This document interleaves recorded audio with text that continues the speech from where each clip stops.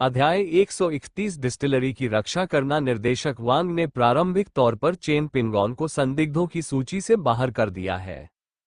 आखिरकार चेन पिंगॉन के पास पुख्ता सबूत है कि वह कहीं और थी। यह असंभव है कि चेन पिंगॉन ने किसी को केवल इसलिए मार डाला क्योंकि वे 1000 किलोमीटर से अधिक दूर थे। बेशक यह भी संभव है कि चेन पिंगॉन ने ऐसा करने के लिए किसी हत्यारे को काम पर रखा हो। हालांकि इसकी संभावना वास्तव में बहुत कम है। संक्षेप में कहें तो चेन पिंगॉन शुरू से ही संदिग्ध नहीं था। बात सिर्फ इतनी है कि वह इस मामले में बहुत गहराई से शामिल था। इसीलिए निर्देशक वांग जानबूझकर यह पता लगाने आए थे कि आखिर चल क्या रहा है। अब हम चेन पिंगॉन को संदिग्धों की सूची से लगभग बाहर कर सकते हैं। वाइनरी के बारे में चेन पिंगॉन से बात करते समय निर्देशक वांग तनाव मुक्त और मुस्कुराते हुए नजर आए। हमारे समन्वय के माध्यम से हम चांगहे शहर की नंबर 1 वाइनरी को आपको श्री चेन हस्तांतरित कर सकते हैं। हमारी चांगहे नंबर 1 वाइनरी है और यह काफी बड़ी थी। 1990 के दशक में ये बहुत सफल रही, लेकिन बाद में, खैर, इसका वर्णन करना थोड़ा मुश्किल है। यह वाइनरी चांगहे शहर पर बोझ बन गई है। अगर आप इस बोझ को उठा लें तो बहुत अच्छा होगा। इसके बाद निदेशक वांग ने चांगहे शहर की नंबर 1 वाइनरी की स्थिति के बारे में जानकारी दी। यह वाइनरी चांगहे शहर की सबसे बड़ी वाइनरी भी है, जो एक विशाल क्षेत्र में फैली हुई है और इसमें 3600 से अधिक कर्मचारी कार्यरत हैं। 1990 के दशक में अपने चरम पर इस वाइनरी के उत्पादन का मूल्य 1 अरब युआन से अधिक हो गया था। हालांकि चांगहे शहर की नंबर 1 वाइनरी की स्थिति साल दर साल बिगड़ती जा रही है। वर्तमान में इस वाइनरी का मूल्य फैक्ट्री की इमारतों, उपकरणों और जमीन सहित केवल 400 मिलियन युआन है। दरअसल यहां सबसे मूल्यवान चीज जमीन ही है। वर्तमान में वाइनरी का मूल्य 400 मिलियन युआन है, लेकिन इस पर बैंकों और अन्य स्रोतों का 300 मिलियन युआन का कर्ज है और श्रमिकों को 50 मिलियन युआन से अधिक का वेतन नहीं दिया गया है। ये कहते हुए निदेशक वांग का चेहरा गंभीर हो गया। चेन पिंगॉन ने कुछ नहीं कहा, बस डायरेक्टर वांग को देखती रही। अगर ऐसा होता तो चेन पिंगॉन के लिए वाइनरी खरीदना मूर्खता होती। चेन पिंगॉन से ऋण चुकाने की जिम्मेदारी लेने के लिए कहना असंभव है। निर्देशक वांग मुस्कुराए और आगे बोले, मुझे इस तरह मत देखो। बेशक हम आपको किसी भी तरह का नुकसान नहीं होने देंगे। हमारे समन्वय के बाद हमने आपको सर्वोत्तम अधिग्रहण योजना प्रस्तुत की है।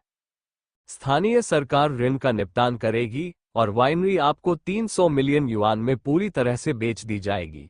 हालांकि आपको श्रमिकों के बकाया वेतन का भुगतान करना होगा।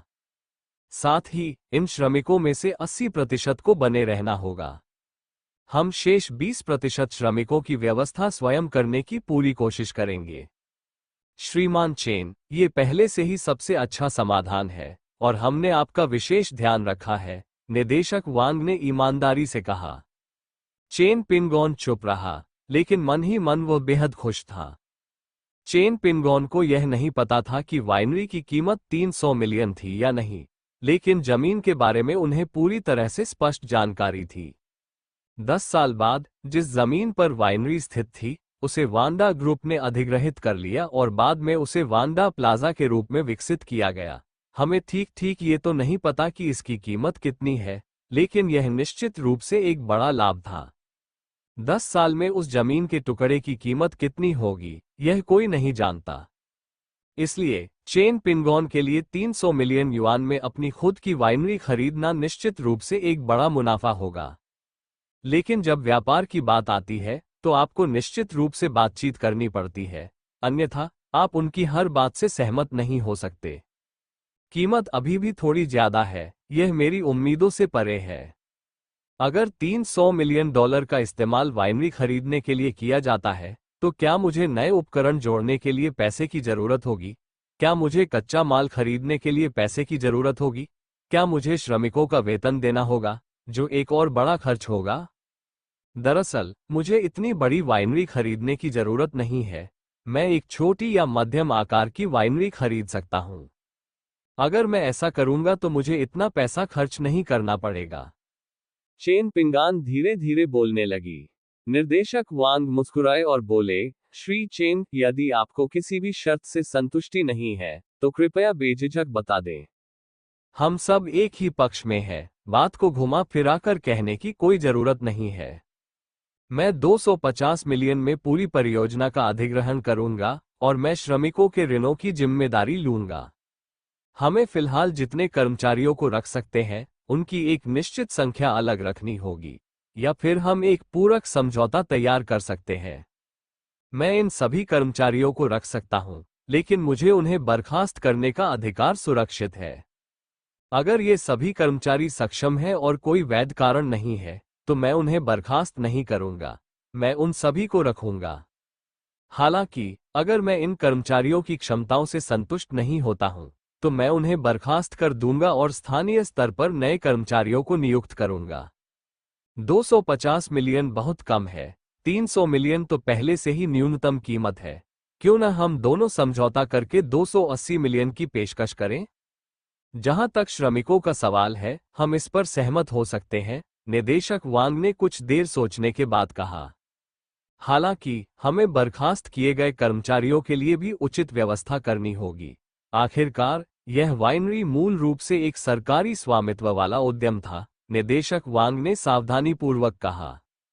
सरकारी स्वामित्व वाले उद्यमों में काम करने वाले कर्मचारी निजी उद्यमों में काम करने वाले कर्मचारियों के समान नहीं होते हैं।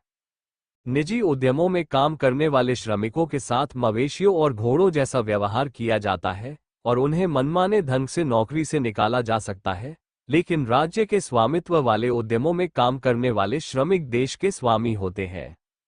इसलिए श्रमिकों से जुड़े मुद्दों से निपटते समय हमें सतर्क रहना चाहिए। कोई बात नहीं, मैं इन शर्तों से सहमत हूं। जैसा कि आपने कहा, निर्देशक वांग, हम सब एक ही पक्ष में हैं, कंजूसी करने की कोई जरूरत नहीं है। आपने 280 मिलियन कहा था, तो ये 280 मिलियन ही है। हम श्रमिकों के मुद्दे पर आगे चर्चा कर सकते हैं, लेकिन प्रबंधन में बदलाव आवश्यक है। अंततः चेन पिंगॉन उस प्रश्न पर आ गया जो उसे सबसे ज्यादा परेशान कर रहा था। दरअसल चेन पिंगॉन को श्रमिकों, विशेषकर अग्रिम पंक्ति के श्रमिकों के बारे में ज्यादा चिंता नहीं थी। मोर्चे पर काम करने वाले सबसे बुरे कर्मचारी भी इतने बुरे नहीं हो सकते। किसी कारखाने के बंद होने का मूल कारण हमेशा उसका प्रबंधन ही होता है। इसलिए चेन पिंगॉन निश्चित रूप से वाइनरी के प्रबंधन के खिलाफ कार्रवाई करेगा। इस मुद्दे पर पहले चर्चा होनी चाहिए। इसमें कोई दिक्कत नहीं है, मैं आपको इसकी गारंटी दे सकता हूं। आप अपनी पसंद के किसी भी प्रबंधकीय कर्मचारी को नियुक्त कर सकते हैं, निदेशक वांग ने तुरंत कहा। निर्देशक वांग ने इस क्षेत्र में कई मामलों को संभाला है और वह निश्चित रूप से चेन पिंगॉन के विचारों से अच्छी तरह वाकिफ है। इस बिंदु पर दोनों एक तरह से समझौते पर पहुंच चुके थे। तभी गाड़ी रुक गई, लेकिन उसके सामने अफरा तफरी मच गई। ड्राइवर ने तुरंत कहा, मालिक, हम वाइनरी पहुंच गए हैं, लेकिन आगे कुछ समस्या लग रही है। कुछ मजदूर हंगामा कर रहे हैं। डिस्टिलरी की रक्षा करो और मुझे मेरा वेतन दो। डिस्टिलरी की रक्षा करो और मुझे मेरा वेतन दो। डिस्टिलरी की रक्षा करो और मुझे मेरा वेतन दो। कार की खिड़कियों से कई तरह की आवाजें सुनाई दे रही थी और वे यात्री डिब्बे के अंदर तक आ रही थी। जब निर्देशक वांग ने शीशे से बाहर देखा, तो उनका चेहरा पीला पड़ गया।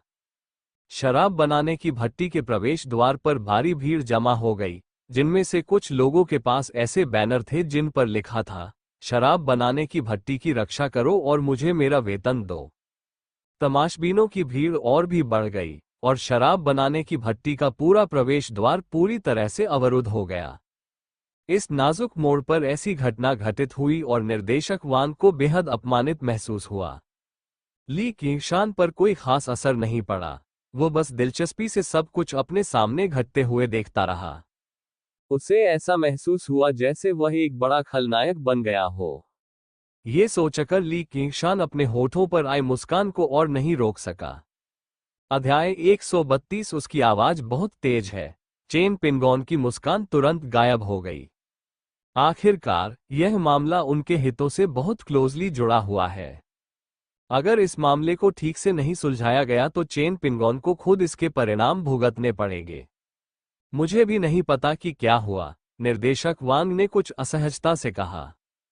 उन्हें सचमुच यह उम्मीद नहीं थी कि शराब बनाने वाली फैक्ट्री के कर्मचारी वास्तव में विरोध प्रदर्शन करेंगे और यहां हंगामा करेंगे। आखिरकार, शराब बनाने की भट्टी को बेचना वास्तव में श्रमिकों के लिए एक अच्छी बात थी। लेकिन हमें ठीक से पता नहीं है कि क्या हुआ, क्यों इन वाइनरी कर्मचारियों ने वाइनरी के गेट पर हंगामा करना शुरू कर दिया। मैं किसी को भेजकर पता लगाऊंगा कि क्या हो रहा है, निर्देशक वांग ने कहा। निर्देशक वांग के कुछ करने से पहले ही बाहर एक नई स्थिति उत्पन्न हो गई।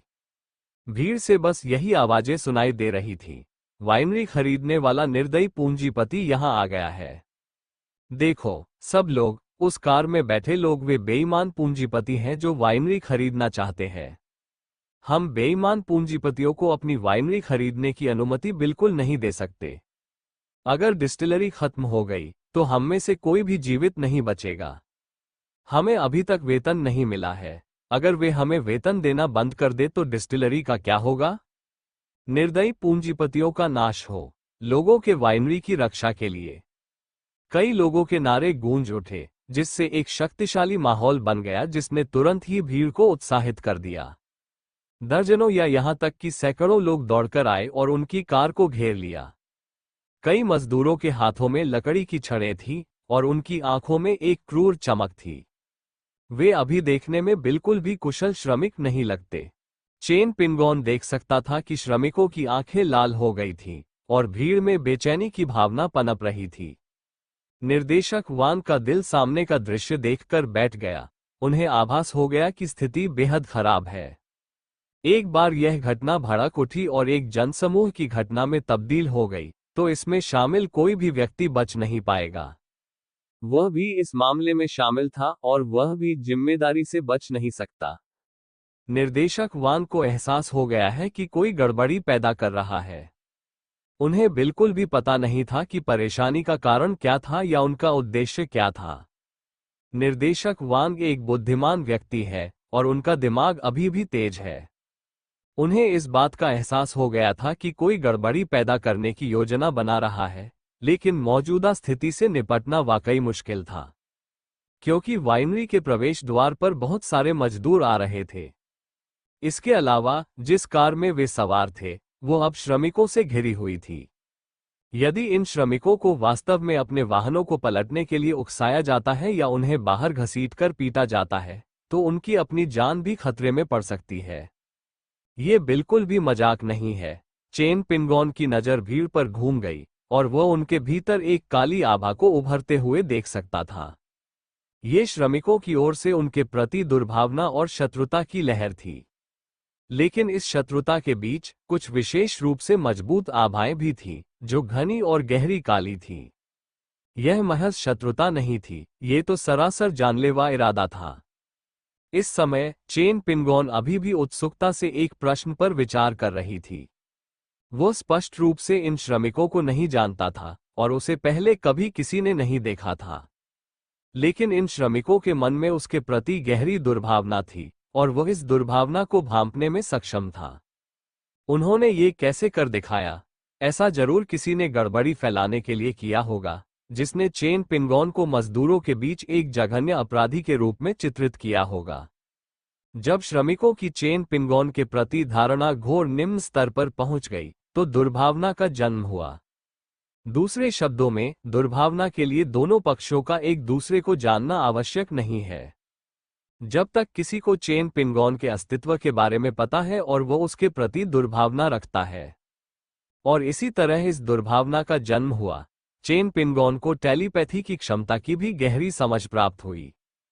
श्रीमान चेन, घबराएं मत, मैं अभी पुलिस को फोन करता हूं, निदेशक वांग ने शांत दिखने की कोशिश करते हुए कहा, लेकिन वास्तव में फोन पकड़े हुए उनका हाथ अनियंत्रित रूप से कांप रहा था। आखिरकार, उन्होंने हमेशा एक कार्यालय में काम किया था और यह पहली बार था जब उन्हें इस तरह की सामूहिक घटना का सामना करना पड़ा था। इसके अलावा वे अब इस स्थिति में सबसे आगे हैं। वे कार में बैठे थे और पतले शीशे के बाहर गुस्से में भरी भीड़ जमा थी। आप बैकअप के लिए कॉल कीजिए, मैं बाहर जाकर इसे संभाल लूंगा, चेन पिंगॉन ने शांत भाव से कहा। निष्क्रिय बैठकर मृत्यु की प्रतीक्षा करना चेन पिंगॉन के स्वभाव में नहीं है। इसके अलावा चेन पिंगॉन को पूरा भरोसा था कि वह इस मामले को अच्छे से संभाल लेगा। जनता के इतने आक्रोशित होने का कारण यही होना चाहिए कि कोई जानबूझकर अशांति फैला रहा है। दरअसल उनके बीच कुछ गलतफहमी हो गई थी। अगर वह गलतफहमी दूर हो जाती तो इतना बड़ा विवाद नहीं होता। चेन पिंगन के पास पहले से ही इस गलतफहमी को दूर करने का एक तरीका था। श्रीमान चेन, क्या आप बाहर जा रहे हैं? हम बिल्कुल भी बाहर नहीं जा सकते। मौजूदा हालात में बाहर जाना बिल्कुल भी सुरक्षित नहीं है। ये बहुत खतरनाक है, निर्देशक वांग ने उत्तेजित होकर कहा। इस समय उनके लिए कार में रहना ज्यादा सुरक्षित होगा। अगर वे बाहर गए तो क्या होगा, ये कहना बहुत मुश्किल होगा। वे किसी को लाठी से पीट पीट कर मार भी सकते हैं। अगर चेन पिंगॉन की यहां मौत हो जाती है तो डायरेक्टर वांग हुआओ परिवार को इसका कोई स्पष्टीकरण नहीं दे पाएंगे। मेरी चिंता मत करो, मैं इसे संभाल सकता हूं। आखिरकार यह मेरी वाइनरी है और ये मेरे भावी कर्मचारी हैं। अगर मैं इस छोटी सी चीज को भी नहीं संभाल सकता तो वाइनरी चलाने का क्या फायदा, चेन पिंगॉन ने आत्मविश्वास से कहा। चेन पिंगॉन के बोलने के बाद उन्होंने निर्देशक वांग की प्रतिक्रिया का इंतजार किए बिना ही कार का दरवाजा खोला और बाहर निकल गए। कार के दरवाजे के बाहर हर जगह लोग मौजूद थे।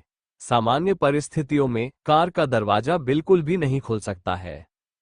भीड़ इतनी घनी थी कि उसने कारों के दरवाजों को अवरुद्ध कर दिया था। हालांकि जब चेन पिंगॉन ने अपनी पूरी ताकत लगाई तो उसकी आंतरिक ऊर्जा विस्फोटित हो गई और दरवाजे के बाहर खड़े व्यक्ति को चेन पिंगॉन ने धक्का देकर दूर कर दिया।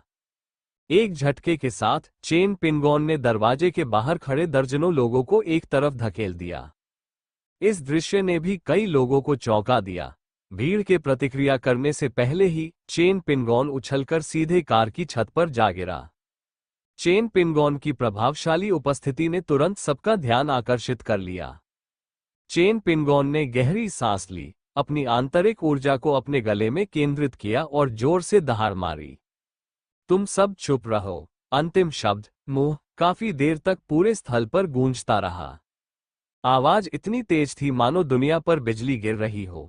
चेन पिंगॉन के पास मौजूद लोगों को अपने कानों में भनभनाहट महसूस हुई और वे मजबूर होकर अपने कानों को हाथों से ढकने लगे। घटनास्थल पर सुनाई देने वाली बाकी सभी आवाजें चेन पिंगॉन की दहाड़ में तुरंत दब गईं। चेन पिंगॉन को अपनी दहाड़ रोकने में 1, 2, 3 सेकंड लगे। चेन पिंगॉन के दहाड़ना बंद करने के बाद आखिरकार माहौल शांत हो गया। निर्देशक वांग ने अपने कान ढक लिए। उनके मन में बस एक ही विचार था, चेन पिंगॉन की आवाज बहुत तेज है। चेन पिंगॉन ने राहत की सांस ली और अपने गले को आराम दिया। हालांकि चेन पिंगॉन ये भी जानता था कि उसका आराम का समय बहुत लंबा नहीं हो सकता। उन्हें इस बहुमूल्य अवसर का लाभ उठाना चाहिए और इस मामले को हमेशा के लिए सुलझा लेना चाहिए। चेन पिंगॉन ने फिर जोर से कहा। इस बार उसने दहाड़ नहीं मारी, लेकिन उसकी आवाज फिर भी बहुत तेज थी। लाउडस्पीकर के बिना भी चेन पिंगॉन की आवाज पूरे दृश्य में गूंज रही थी और हर कोई इसे स्पष्ट रूप से सुन सकता था। अध्याय 133 मास्टरमाइंड। मेरा नाम चेन पिंगॉन है। चांगहे शहर का मूल निवासी। फर्स्ट वाइनरी को खरीदने की योजना मैंने ही बनाई थी। डिस्टिलरी खरीदने के बाद सबसे पहले मैं तुम्हारा वेतन चुकाऊंगा। डिस्टिलरी खरीदने के बाद मैंने जो दूसरा काम किया वह था संचालन को फिर से शुरू करना। जो कोई भी रहना चाहता था वह मेरे लिए काम करना जारी रख सकता था। वेतन का भुगतान पहले की तरह ही किया जाएगा और लाभ भी पहले जैसे ही रहेंगे। जो लोग मेरे लिए काम करने को इच्छुक नहीं हैं, वे जब चाहें तब जा सकते हैं। मुझे नहीं पता तुम क्या कर रहे हो। क्या तुम इस सब को बर्बाद करने की कोशिश कर रहे हो? क्या आप मुझे डिस्टिलरी खरीदने से रोकने और फिर अपने वेतन का भुगतान बंद करने की योजना बना रहे हैं? क्या तुम पागल हो गए हो? क्या तुम्हें लगता है कि मैं सिर्फ तुम्हारी पहली डिस्टिलरी ही खरीद सकता हूं? अगर आप बेचना नहीं चाहते तो भूल जाए। मैं नंबर 1 डिस्टिलरी नहीं खरीद रहा हूं। दूसरी और तीसरी दोनों वाइनरी मेरे द्वारा खरीदे जाने का इंतजार कर रही हैं। मुझे इस पर बिल्कुल भी यकीन नहीं हो रहा है। मेरे पास पैसे हैं, मैं निश्चित रूप से बाहर जाकर ड्रिंक्स का आनंद ले सकता हूँ। जो कोई भी अभी भी वाइनरी में काम करना चाहता है, अभी भी वेतन लेना चाहता है, और अभी भी चाहता है कि मैं वाइनरी खरीद लूं, वह अभी घर चला जाए। चेन पिंगॉन ने धीरे से नहीं बोला, बल्कि वह भयंकर रूप से दहाड़ा। चेन पिंगॉन को अच्छी तरह पता था कि इस स्थिति में उसे पर्याप्त रूप से सख्त व्यवहार करना होगा। अगर उसने जरा सी भी कमजोरी दिखाई तो उसके सामने खड़े ये लोग निश्चित रूप से उसका फायदा उठाएंगे। इसका अच्छे या बुरे लोगों से कोई लेना देना नहीं है, क्योंकि यह तो बस मानवीय स्वभाव है। पहले तो माहौल शांत था, फिर चर्चाओं से भर गया, क्योंकि यह खबर उन सभी खबरों से बिल्कुल अलग थी जो उन्होंने सुनी थी। श्रमिकों ने सुना कि सरकार शराब बनाने के कारखाने को कम कीमत पर बेचने जा रही है। जब डिस्टिलरी को सस्ते में बेच दिया गया, तो इन श्रमिकों ने अपनी नौकरी खो दी और उन्हें उनका पहले वाला वेतन नहीं मिला। ये खबर सुनते ही सभी मजदूर बेचैन हो गए।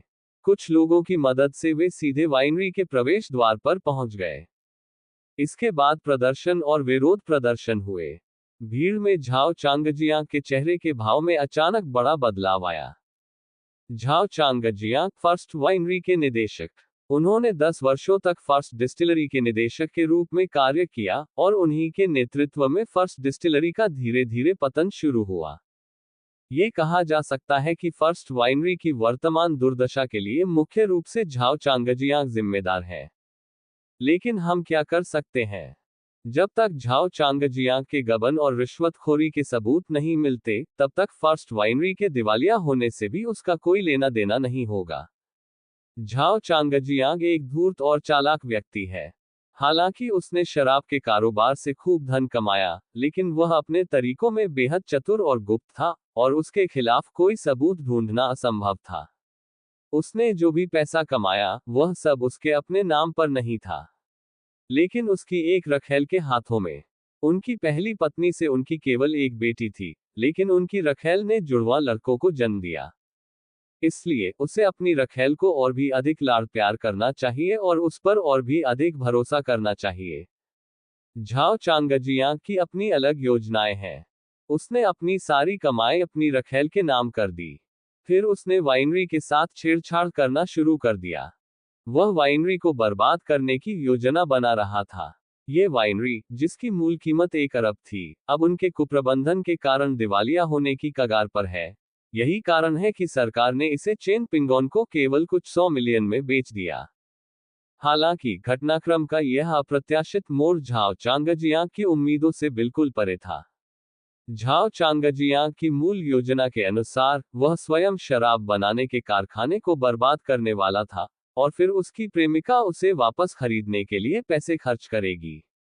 इस तरह की गतिविधियां 1980 के दशक में आम थीं, और इस तरह की हेराफेरी के कारण कई सरकारी उद्यम हाथ से निकल गए।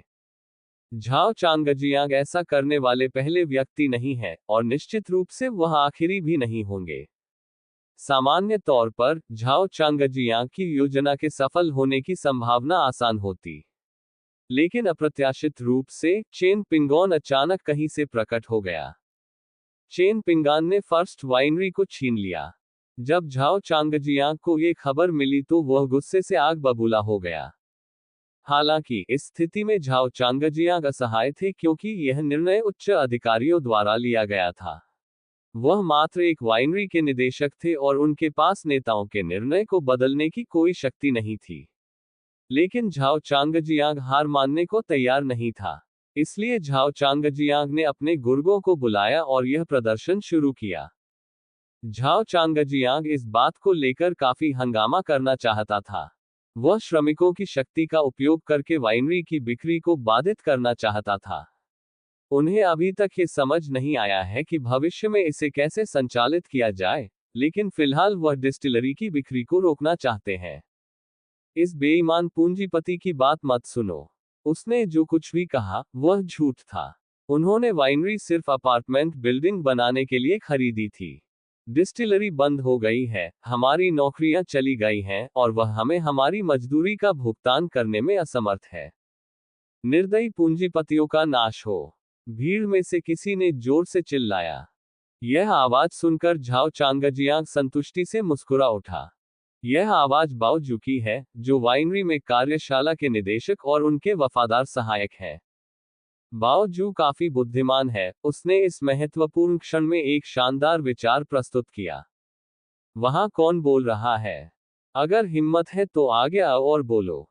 आप मुझे निर्दयी पूंजीवादी कहते हैं, क्या आपके पास इसका कोई सबूत है? तुम बिना सबूत के बकवास करने की हिम्मत कैसे करते हो? तुम कहां जा रहे हो? मैं तुम्हें देख रहा हूं। चेन पिंगोन ने भीड़ की ओर घूरते हुए जोर से चिल्लाया। और उसने तुरंत दूसरे व्यक्ति को पहचान लिया। सड़क पर बहुत सारे लोग थे, और भीड़ में छिपना वास्तव में छिपने का एक अच्छा तरीका था। लेकिन चेन पिंगोन की दृष्टि अच्छी है। मुख्य मुद्दा यह था कि दूसरे पक्ष की काली आभा इतनी प्रबल थी कि उसे तुरंत पहचाना जा सकता था। चेन पिंगोन कार से कूदकर बाहर निकली, भीड़ को चीरते हुए आगे बढ़ी और बाओ जू का पीछा किया। बाओ जू भाग जाना चाहता था, लेकिन आसपास बहुत सारे लोग थे और वह भाग नहीं सका। लेकिन चेन पिंगोन अलग है। वह मजबूत है और चाहे उसके आसपास कितने भी लोग हों, वह अपना रास्ता खुद बना सकता है। चेन पिंगान ने बाओ जू को एक ही झटके में पकड़ लिया। यह आदमी कौन है? क्या कोई इसे जानता है? चेन पिंगोन ने जोर से पूछा। वह हमारी वाइनरी में वर्कशॉप के निदेशक हैं, किसी और ने जोर से जवाब दिया। चूंकि वह आपकी वाइनरी के कार्यशाला निदेशक हैं, इसलिए मुझे ये बात समझ में नहीं आती। ये वर्कशॉप फोरमैन आप श्रमिकों के हितों के खिलाफ क्यों जा रहा है? वह वाइनरी के अधिग्रहण को नाकाम करने की कोशिश करेगा ताकि आप मजदूर काम न कर सकें और आपको आपकी मजदूरी न मिले। ऐसा करने से उसे क्या लाभ होगा? क्या तुम कामगारों का दिमाग खराब हो गया है? क्या तुम अपने दिमाग का इस्तेमाल नहीं कर सकते? तुम तो बस लोगों की कही हर बात पर विश्वास कर लेते हो। क्या तुम सच और झूठ में फर्क भी नहीं कर सकते? चेन पिंगोन ने अपनी पूरी ताकत से दहाड़ा, उसकी आवाज इतनी तेज थी कि कान बहरे हो गए। उन तरंगों की गूंज आसपास मौजूद लोगों के कानों तक पहुंची। हर कोई दबे स्वर में आहें भर रहा था। वह आवाज भयावह थी। लेकिन ईमानदारी से कहें तो, वह आवाज वाकई प्रभावशाली थी, जिसने बाकी सभी की आवाजों को दबा दिया। मजदूर बेवकूफ नहीं थे, वे आंशिक रूप से गुमराह हुए थे और आंशिक रूप से अत्यधिक उत्साहित थे। चेन पिंगोन की डांट सुनने के बाद आखिरकार उन्हें अक्ल आई। हालांकि चेन पिंगोन की बातों से मजदूर पूरी तरह से आश्वस्त नहीं हुए थे। चेन पिंगान ने बाओ जू को पकड़ा और तुरंत उसके शरीर पर मौजूद एक्यू पॉइंट्स को दबाया। बाओ जू अब हिलने डुलने में असमर्थ थी और केवल आज्ञाकारी रूप से चेन पिंग्यांग द्वारा पकड़ी जा सकती थी। चेन पिंगोन ने बाओ जू की यादों की जांच करने का अवसर का लाभ उठाया। अध्याय 134 झाओ चांगजियांग को पकड़ना। स्मृतियों तक पहुंचने की नई क्षमता का उपयोग करना भी बहुत सुविधाजनक है। इसके अलावा चेन पिंगोन इस क्षमता से पूरी तरह परिचित था। यादों की समीक्षा करते समय वह कीवर्ड खोजकर आसानी से अपनी जरूरत की यादें पा सकता था। जब चेन पिंगोन बाओ जू की यादों की समीक्षा कर रहा था, तो वह मन ही मन कुछ मुख्य शब्दों को दोहरा रहा था। डिस्टिलरी की बिक्री को रोकना, यह मुख्य वाक्यांश था जिसे चेन पिंगोन चुपचाप अपने मन में दोहरा रहा था। और यह कीवर्ड वाकई प्रभावी है। जब मैंने इस कीवर्ड को खोजा, तो इससे जुड़ी यादें तुरंत मेरे दिमाग में आ गईं। तभी चेन पिंगोन को एहसास हुआ कि बाओ जू सिर्फ एक मामूली नेता था। ऊपर एक बड़ा चूहा भी था, जो वाइनरी के निदेशक झाओ चांगजियांग थे। ये सब डिस्टिलरी के निदेशक झाओ चांगजियांग की साजिश थी, जिसका उद्देश्य डिस्टिलरी को बेचने की योजना को विफल करना था। जब तक डिस्टिलरी बिक नहीं जाती, तब तक उसके पास इसे खुद खरीदने का अवसर है। तुम कमीने हो, तो इसके पीछे तुम ही का हाथ था। चेन पिंगोन को इस बारे में पहले से ही पता था, लेकिन फिलहाल उसे कोई सबूत नहीं मिल पाया था। आखिरकार उन्होंने इस मामले पर निजी तौर पर चर्चा की थी, इसलिए उनके लिए कोई सबूत छोड़ना असंभव था। लेकिन सबूत न होने से कोई फर्क नहीं पड़ता, इतना ही काफी है कि चेन पिंगॉन को इसके बारे में पता है। चेन पिंगान अचानक जोर से चिल्लाई, साथियों, क्या आपको धोखा दिया गया है? मैंने लंबे समय से डिस्टिलरी में जासूस तैनात कर रखे हैं। मुझे आपकी डिस्टिलरी में होने वाली हर छोटी बड़ी बात की जानकारी है। क्या आप जानते हैं कि इसके पीछे कौन है? यह आपकी डिस्टिलरी के निदेशक झाओ चांगजियांग हैं। जरा दिमाग से सोचो, क्या झाओ चांगजियांग के फैक्ट्री निदेशक बनने के बाद ही आपकी फर्स्ट वाइनरी का पतन शुरू नहीं हुआ था? ऐसा इसलिए है क्योंकि आपकी शराब बनाने की फैक्ट्री का निदेशक झाओ चांगजियांग भ्रष्ट है और अपने निजी फायदे के लिए धन का गबन करता है। वह आपकी फैक्ट्री का सबसे बड़ा मुखबिर है। आपकी डिस्टिलरी के सार्वजनिक धन का सारा पैसा आपके डिस्टिलरी निदेशक झाओ चांगजियांग द्वारा बर्बाद कर दिया गया है। अगर इस बड़े चूहे के कारोबार में रहते हुए भी आपकी फर्स्ट वाइनरी चल पाती है तो यह एक चमत्कार ही होगा। तुम सब मजदूर गरीब और बेसहारा हो, फिर भी तुमने शराब बनाने की भट्टी में चूहों के इस झुंड को मोटा ताजा कर रखा है। झाओ चांगजियांग ने अपने दम पर करोड़ों युआन कमाए हैं, लेकिन वह अभी भी आप श्रमिकों को लाखों युआन का वेतन नहीं दे पा रहा है। तुम मूर्खों को झाओ चांगजियांग ने मोहरे के रूप में इस्तेमाल किया और यहां तक कि शराब बनाने की भट्टी को बेचने की योजना को भी बर्बाद करने की कोशिश की। क्या आपको नहीं पता कि यह झाओ चांगजियांग की साजिश है? क्योंकि झाओ चांगजियांग खुद उस शराब बनाने की फैक्ट्री को खरीदना चाहता था। वह फैक्ट्री को बर्बाद करना चाहता था और फिर अपने पैसे से उसे वापस खरीदना चाहता था। उस समय आप सभी झाओ चांगजियांग के घर में दीर्घकालिक कर्मचारी होंगे। तुम्हें सुअरों की तरह बेच दिया गया और तुमने तो विक्रेता को पैसे गिनने में भी मदद की। सच बताओ, क्या तुम बेवकूफ नहीं हो? चेन पिंगॉन ने गुस्से से भरी आवाज में जोर से दहाड़ा। वह उनकी महत्वाकांक्षा की कमी से वास्तव में क्रोधित था। ये मजदूर सचमुच बेहद मूर्ख थे। वे कुछ ही चालों से आपको आसानी से अपने वश में कर सकते हैं। यह सुनकर मजदूर एक दूसरे को हैरानी से देखने लगे। कुछ को संदेह था, कुछ को शंका थी, लेकिन अधिकांश लोगों ने इस पर विश्वास किया, क्योंकि उन सभी ने व्यक्तिगत रूप से डिस्टिलरी के गौरव से पतन तक के सफर का अनुभव किया था। उन्हें समझ नहीं आ रहा था कि इतनी अच्छी हालत वाली शराब बनाने की फैक्ट्री अचानक खंडहर में क्यों बदल गई।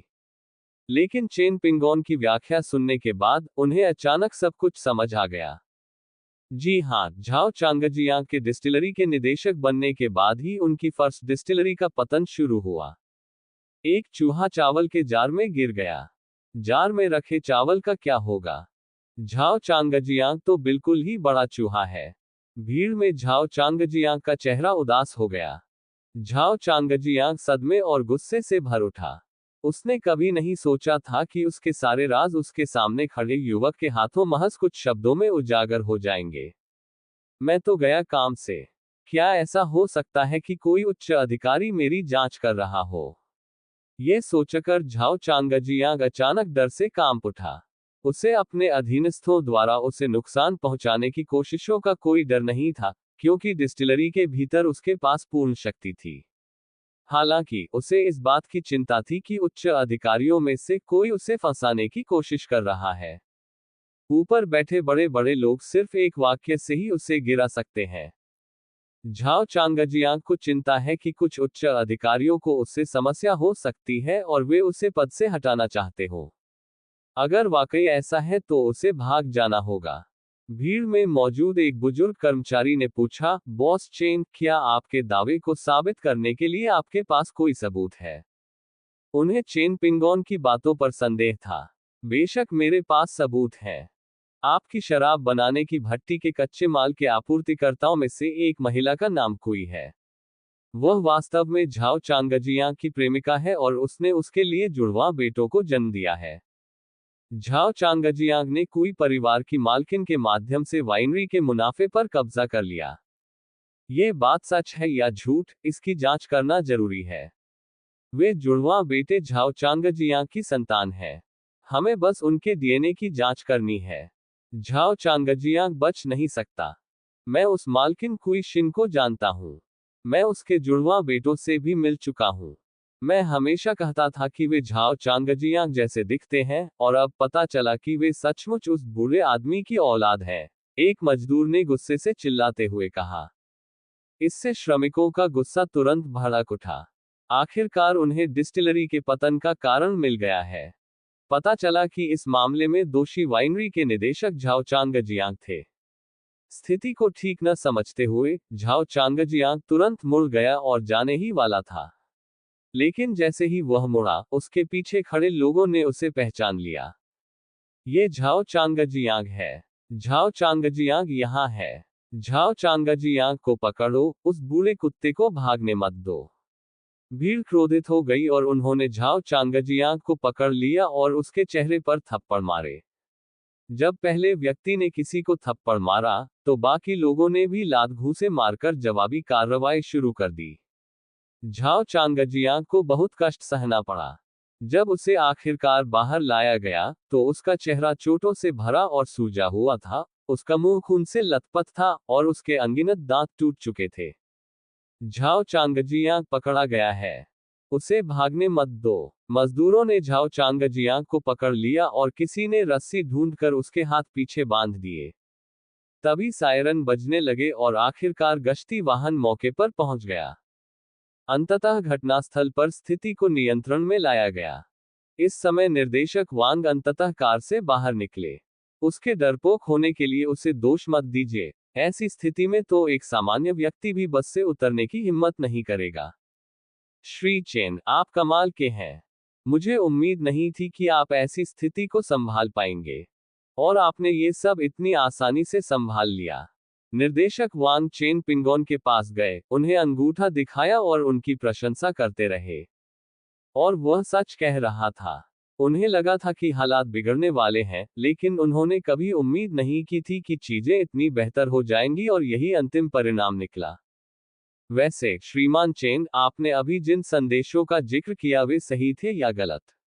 निदेशक वांग ने अपनी आवाज धीमी करते हुए चेन पिंगोन के करीब झुककर धीमी आवाज में पूछा।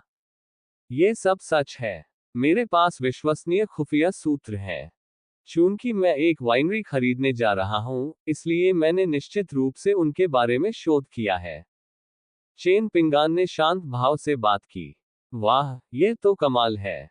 इसीलिए तो आपका व्यवसाय इतना बड़ा है। निर्देशक वांग ने इसकी प्रशंसा की। एक शब्द अनायास ही मेरे मन में आ गया। वह अविश्वसनीय रूप से शक्तिशाली है। अध्याय 135 वाइनरी का अधिग्रहण। हालांकि एक छोटी सी बाधा आई, लेकिन इससे वाइनरी की बिक्री योजनाओं पर कोई असर नहीं पड़ा। झाओ चांगजियांग को तुरंत गिरफ्तार कर लिया गया, और इसी वजह से उच्च पदस्थ अधिकारियों द्वारा उस पर नजर रखी जा रही थी। इसलिए जब झाओ चांगजियांग के बारे में खबर बड़े अधिकारियों के कानों तक पहुंची, तो तुरंत झाओ चांगजियांग के खिलाफ एक विस्तृत आरोप लगाया गया। झाओ चांगजियांग समाप्त हो गया है। झाओ चांगजियांग के साथ काम करने वाले लोग भी अब खत्म हो चुके हैं। झाओ चांगजियांग पहले ठीक था क्योंकि कोई भी उसे निशाना नहीं बना रहा था। इसका एक कारण ये भी है कि उसके पीछे कौन है, इसका खुलासा अभी तक नहीं हुआ है। लेकिन अब जब झाओ चांगजियांग का नाम सामने आया है, तो एक उच्च पदस्थ अधिकारी ने खुलकर अपनी बात रखी है। अब झाओ चांगजियांग को कोई नहीं बचा सकता। आगे किसी भी तरह की जटिलताओं से बचने के लिए नंबर 1 वाइनरी को तुरंत चेन पिंगोन को बेच दिया गया। इसकी कीमत 280 मिलियन है और सरकार वाइनरी के सभी ऋणों का भुगतान करेगी। हालांकि चेन पिंगोन को श्रमिकों के पुनर्वास और बकाया वेतन का भुगतान करना होगा। चेन पिंगोन ने स्वाभाविक रूप से इन शर्तों को पूरी तरह से स्वीकार कर लिया और उन्हें कोई आपत्ति नहीं थी। चेन पिंगोन को अच्छी तरह पता था कि उसे यहां बहुत अच्छा सौदा मिला है। वाइनरी का वास्तविक मूल्य चाहे जो भी हो, जिस जमीन पर यह स्थित है, उसकी कीमत भविष्य में अरबों या यहां तक कि करोड़ों डॉलर हो सकती है। इसके अलावा, जब चेन पिंगोन ने वाइनरी के गोदाम का निरीक्षण किया, तो उन्हें एक बड़ा आश्चर्य देखने को मिला। आश्चर्यजनक रूप से, वाइनरी के गोदाम में पर्याप्त मात्रा में कच्चा माल मौजूद था। वाइनरी के संबंधित कर्मचारियों से पूछताछ करने पर मुझे पता चला कि इन वाइनरियों के लिए कच्चा माल पहले से ही तैयार किया जाता है। इन कच्चे माल की कीमत ही 200 मिलियन युआन से अधिक है।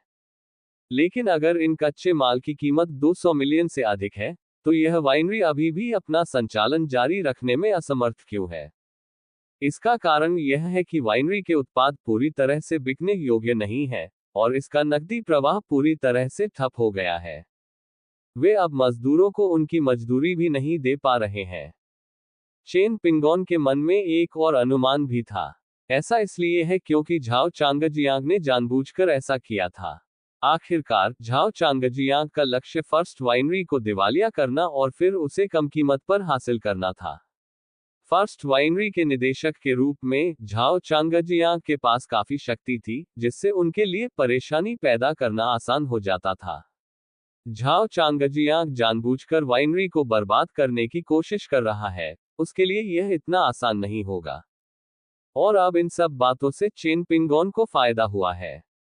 चेन पिंगोन को अब जाकर एहसास हुआ कि उसे एक और शानदार अवसर मिल गया है। उच्च अधिकारियों को इस बारे में पता नहीं है, या उन्हें इस खबर की जानकारी है या नहीं। हालांकि इस मामले में चेन पिंगोन से किसी ने भी पूछताछ नहीं की। उच्च अधिकारियों ने पहले ही मौन रूप से स्वीकार कर लिया है कि ये कच्चा माल चेन पिंगोन का है। मौजूदा व्यवस्था के लाभार्थी होने के नाते चेन पिंगोन स्वयं इस मामले पर टिप्पणी नहीं कर सकते थे। उन्होंने चुपचाप बहुत धन कमा लिया है। सच में, सत्ता मिलने पर अमीर बनना बहुत आसान हो जाता है। अनुबंध पर हस्ताक्षर होने के बाद चेन पिंगोन ने तुरंत 280 मिलियन युआन निर्दिष्ट खाते में स्थानांतरित कर दिए। उसके बाद चेन पिंगोन उस वाइनरी से निकलकर उन पेशेवर प्रबंधकों का साक्षात्कार लेने चले गए जिन्हें भर्ती कंपनी ने उनके लिए ढूंढा था।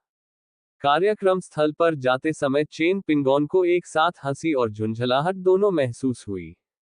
क्योंकि चेन पिंगोन मूल रूप से बोझ ढोने वाला जानवर नहीं बनना चाहता था, वह जीवन का आनंद लेना चाहता था। लेकिन अपना कारोबार शुरू करने के बाद से वह लगातार व्यस्त होते जा रहे हैं। चेन पिंगोन अब लाओ मा के उस प्रसिद्ध कथन को थोड़ा बेहतर ढंग से समझ गए हैं जिसमें उन्होंने व्यवसाय शुरू करने पर पछताने की बात कही थी। हालांकि चेन पिंगोन ने तुरंत अपनी सोच को समायोजित कर लिया। अगर आप भविष्य में जीवन का आनंद लेना चाहते हैं, तो आपको अभी कड़ी मेहनत करनी होगी। आखिरकार यह उनके करियर का शुरुआती दौर है, और वह इस बात से अच्छी तरह वाकिफ हैं कि शुरुआत में सब कुछ मुश्किल होता है। एक बार जब चेन पिंगोन का व्यवसाय एक निश्चित स्तर पर पहुंच जाएगा, तो उसे व्यक्तिगत रूप से ये सब करने की आवश्यकता नहीं होगी। उस समय चेन पिंगोन के लिए भी चीजें आसान हो जाएंगी। होटल के रिसेप्शन रूम में पहुंचते ही हेडहंटिंग फर्म के प्रतिनिधि उन पेशेवर प्रबंधकों को पहले ही ला चुके थे जिनका वे साक्षात्कार ले रहे थे। वहां अभी भी काफी लोग मौजूद थे, लगभग दर्जनों लोग। बेशक यह अभी भी अनिश्चित है कि इन सभी लोगों को स्वीकार किया जाएगा या नहीं। ये निर्धारित करने के लिए चेन पिंगोन को एक एक करके उनका साक्षात्कार लेना होगा। चेन पिंगोन ने जरा भी समय बर्बाद नहीं किया और स्वागत कक्ष में एक एक करके उनका साक्षात्कार लेना शुरू कर दिया। बाकी लोग एक तरफ बैठ गए और अपनी बारी आने पर इधर आ गए। जब उनकी बारी नहीं थी तो वे आराम कर सकते थे। चेन पिंगोन ने अन्य लोगों से कुछ भी छिपाने की कोशिश नहीं की और मौके पर ही सीधे साक्षात्कार आयोजित करने का फैसला किया। चेन पिंगोन की साक्षात्कार प्रक्रिया वास्तव में काफी सरल थी। वह कुछ बुनियादी सवाल पूछते थे। जब तक ये मुद्दे उसे संतुष्ट करते हैं, तब तक इतना ही काफी है। लेकिन वास्तविकता में ये केवल सतही तौर पर ही है। असली साक्षात्कार में चेन पिंगोन ने अपनी क्षमताओं का उपयोग करते हुए दूसरे व्यक्ति की यादों की जांच की। आखिरकार वे इन सवालों के बारे में झूठ बोल सकते हैं, लेकिन उनकी यादें झूठ नहीं बोलती। बधाई हो श्रीमान सन लेई, आपका चयन हो गया है। आज से मैं आपको प्रथम वाइनरी का निदेशक नियुक्त करता हूं। चेन पिंगोन खड़े हुए और सन लेई की ओर हाथ बढ़ाया। लगभग 40 वर्ष के सन लेई सलीके से सजे धजे रहते थे और चश्मा पहनते थे, जिससे वे नेता की बजाय एक विद्वान की तरह दिखते थे। सन लेई को वाइनरी प्रबंधन का व्यापक अनुभव है और वह पहले एक बड़ी वाइनरी की उपनिदेशक थी। उनकी याददाश्त से यह स्पष्ट है कि वे बेहद ईमानदार थे और वाइनरी के कुछ नेताओं के साथ मिलीभगत करने के इच्छुक नहीं थे। इसलिए मुझे किसी के दबाव में इस्तीफा देना पड़ा। चेन पिंगॉन सन लेई की क्षमताओं और चरित्र से बहुत संतुष्ट थे, इसलिए उन्होंने उन्हें सीधे अपनी वाइनरी का निदेशक नियुक्त कर दिया। सन लेई को भी ऐसा लगा जैसे वह सपना देख रहा हो। उन्हें कभी उम्मीद नहीं थी कि वे इंटरव्यू पास कर लेंगे और वाइनरी के मैनेजर बन जाएंगे। इसके अलावा इस बार वाइनरी उन्हें बहुत ही उदार मुआवजा दे रही है, जिसमें 500,000 युआन का वार्षिक वेतन और अतिरिक्त बोनस शामिल है। 500,000 का वार्षिक वेतन केवल मूल वेतन है, यदि आप अच्छा प्रदर्शन करते हैं तो बोनस बहुत उदार होंगे। सन लेई, चलो एक बार कोशिश करके देखते हैं, कि रवैये के साथ इंटरव्यू के लिए आए थे, लेकिन उन्हें अप्रत्याशित रूप से मौके पर ही नौकरी पर रख लिया गया। इस समय सन लेई भी थोड़ा उत्साहित था।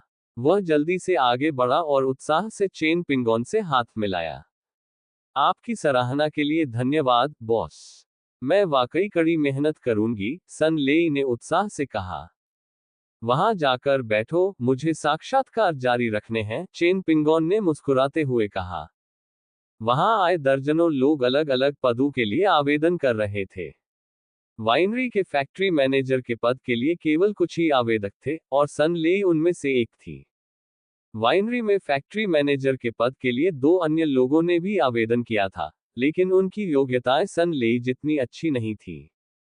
हालांकि चेन पिंगॉन ने उन दोनों व्यक्तियों से ये भी पूछा कि वे क्या सोचते हैं और क्या वे कारखाने के उपनिदेशक बनने के लिए तैयार हैं। यदि वे फैक्ट्री के उपनिदेशक बनने को तैयार हैं तो वे वहां काम करना जारी रख सकते हैं। उनमें से कोई भी सन लेई जितना सक्षम नहीं है, लेकिन वे फैक्ट्री के उपनिदेशक बनने के लिए पर्याप्त रूप से योग्य हैं। एक व्यक्ति सहमत हो गया, जबकि दूसरे ने अन्य अवसरों की तलाश करते हुए मना कर दिया।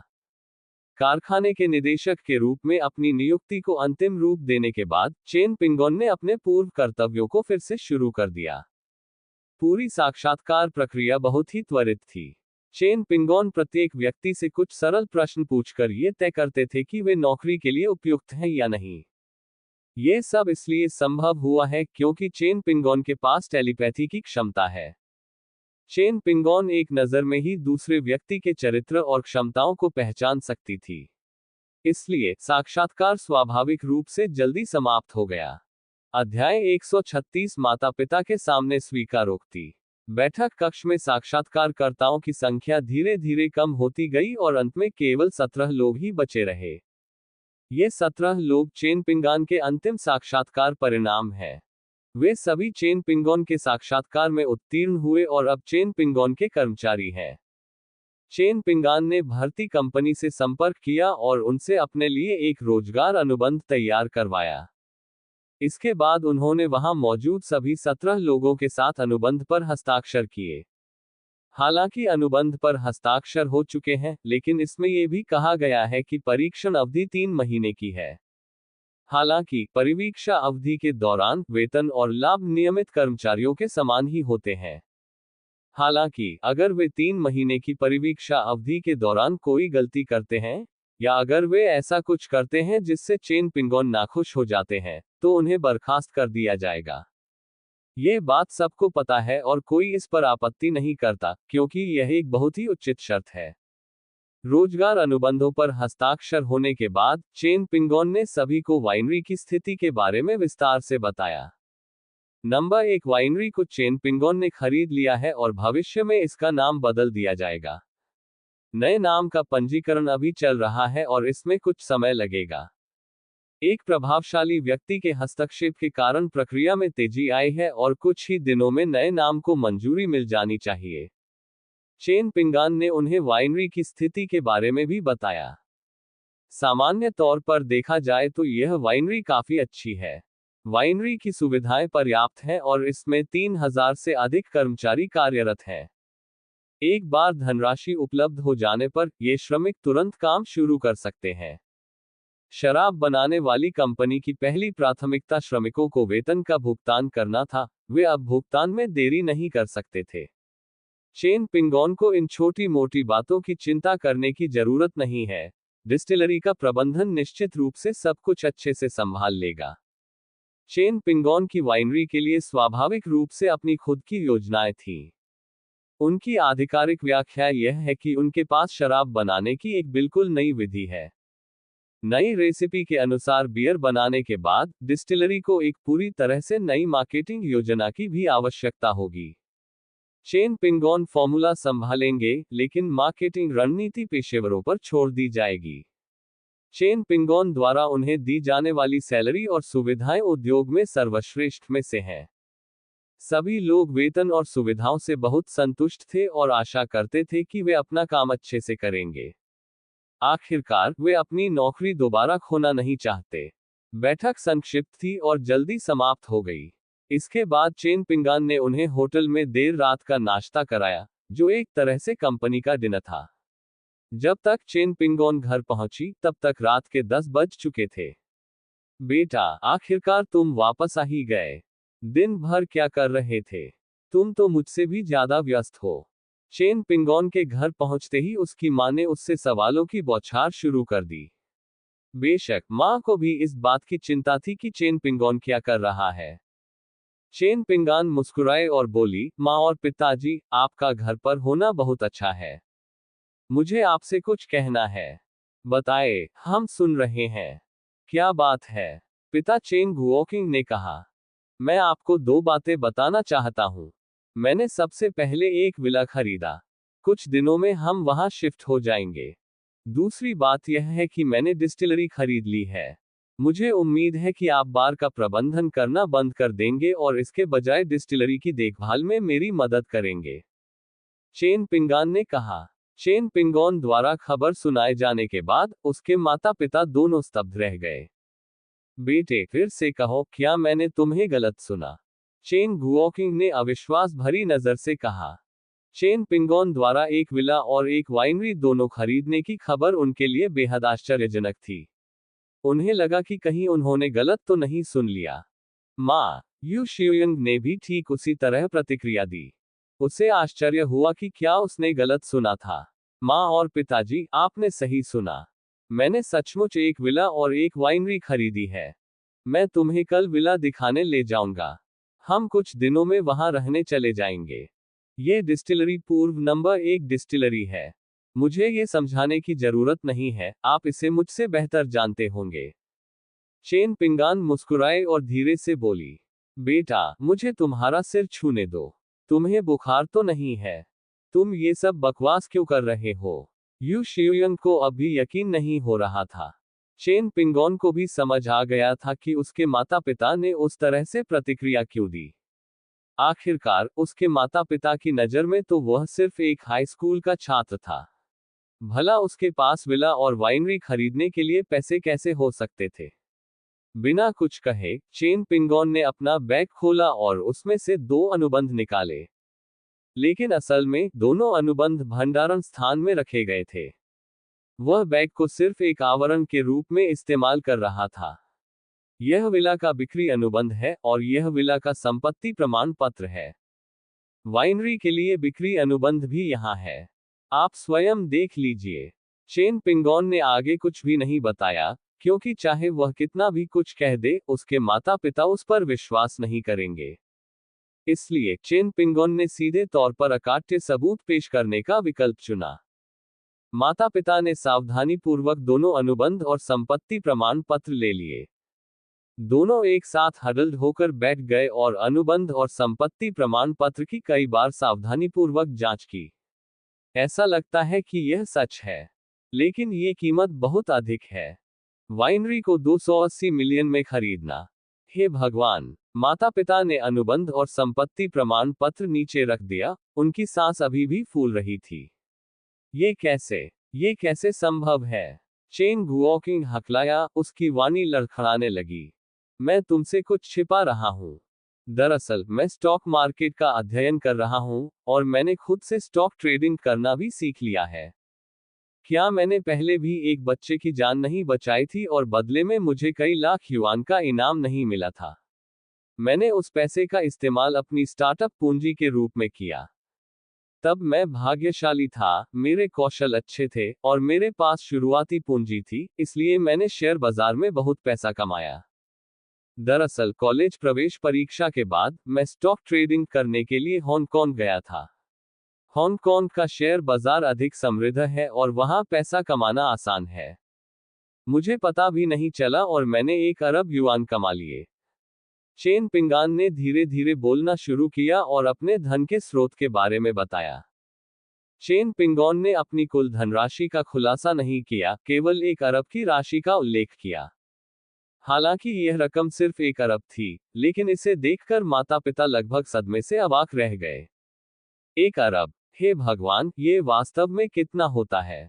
चेन गुओकिंग ने मन ही मन कुछ बुदबुदाया और अचानक उसकी आंखें चमक उठी। चेन गुओकिंग की आंखों में आंसू आ गए। उन्होंने कभी कल्पना भी नहीं की थी कि जीवन भर निकम्मे रहने के बाद उनका बेटा इतना सफल हो जाएगा। 1 अरब, मेरे बेटे ने 1 अरब कमाए। चेन गुओकिंग के मन में केवल एक ही विचार था। दोनों माता पिता इस घटना से बहुत प्रभावित हुए थे और इससे उबरने के लिए संघर्ष कर रहे थे। माँ और पिताजी, कृपया शांत हो जाए। ये पैसा कुछ भी नहीं है, मैं भविष्य में इससे कहीं अधिक कमा सकता हूँ। अपने माता पिता के भावहीन चेहरे को देखकर चेन पिंगॉन को अचानक थोड़ा डर लगने लगा। अपने माता पिता को बहुत ज्यादा चौंकाओ मत, वरना वे पागल हो जाएंगे। हा हा हा, शाबाश, तुमने मुझे वाकई गर्व महसूस कराया है। चेन गुओकिंग अचानक हंस पड़ी। उसने चेन पिंगॉन की पीठ पर जोर से थप्पड़ मारा। इससे चेन गुओकिंग बेहद खुश हो गई। उन्हें सचमुच कभी उम्मीद नहीं थी कि उनके बेटे में इतनी आंतरिक शक्ति होगी। अध्याय 137 अभिभावकों के लिए व्यवस्थाएं। जब उसके पिता थोड़ा शांत हो गए, तो चेन पिंगॉन ने अपनी बात जारी रखी। पिताजी, मैंने डिस्टिलरी खरीद ली है और मैं इसे चलाने में मदद के लिए एक पेशेवर प्रबंधक को नियुक्त करूंगा। लेकिन इतनी बड़ी वाइनरी अपने लोगों की देखरेख के बिना काम नहीं कर सकती।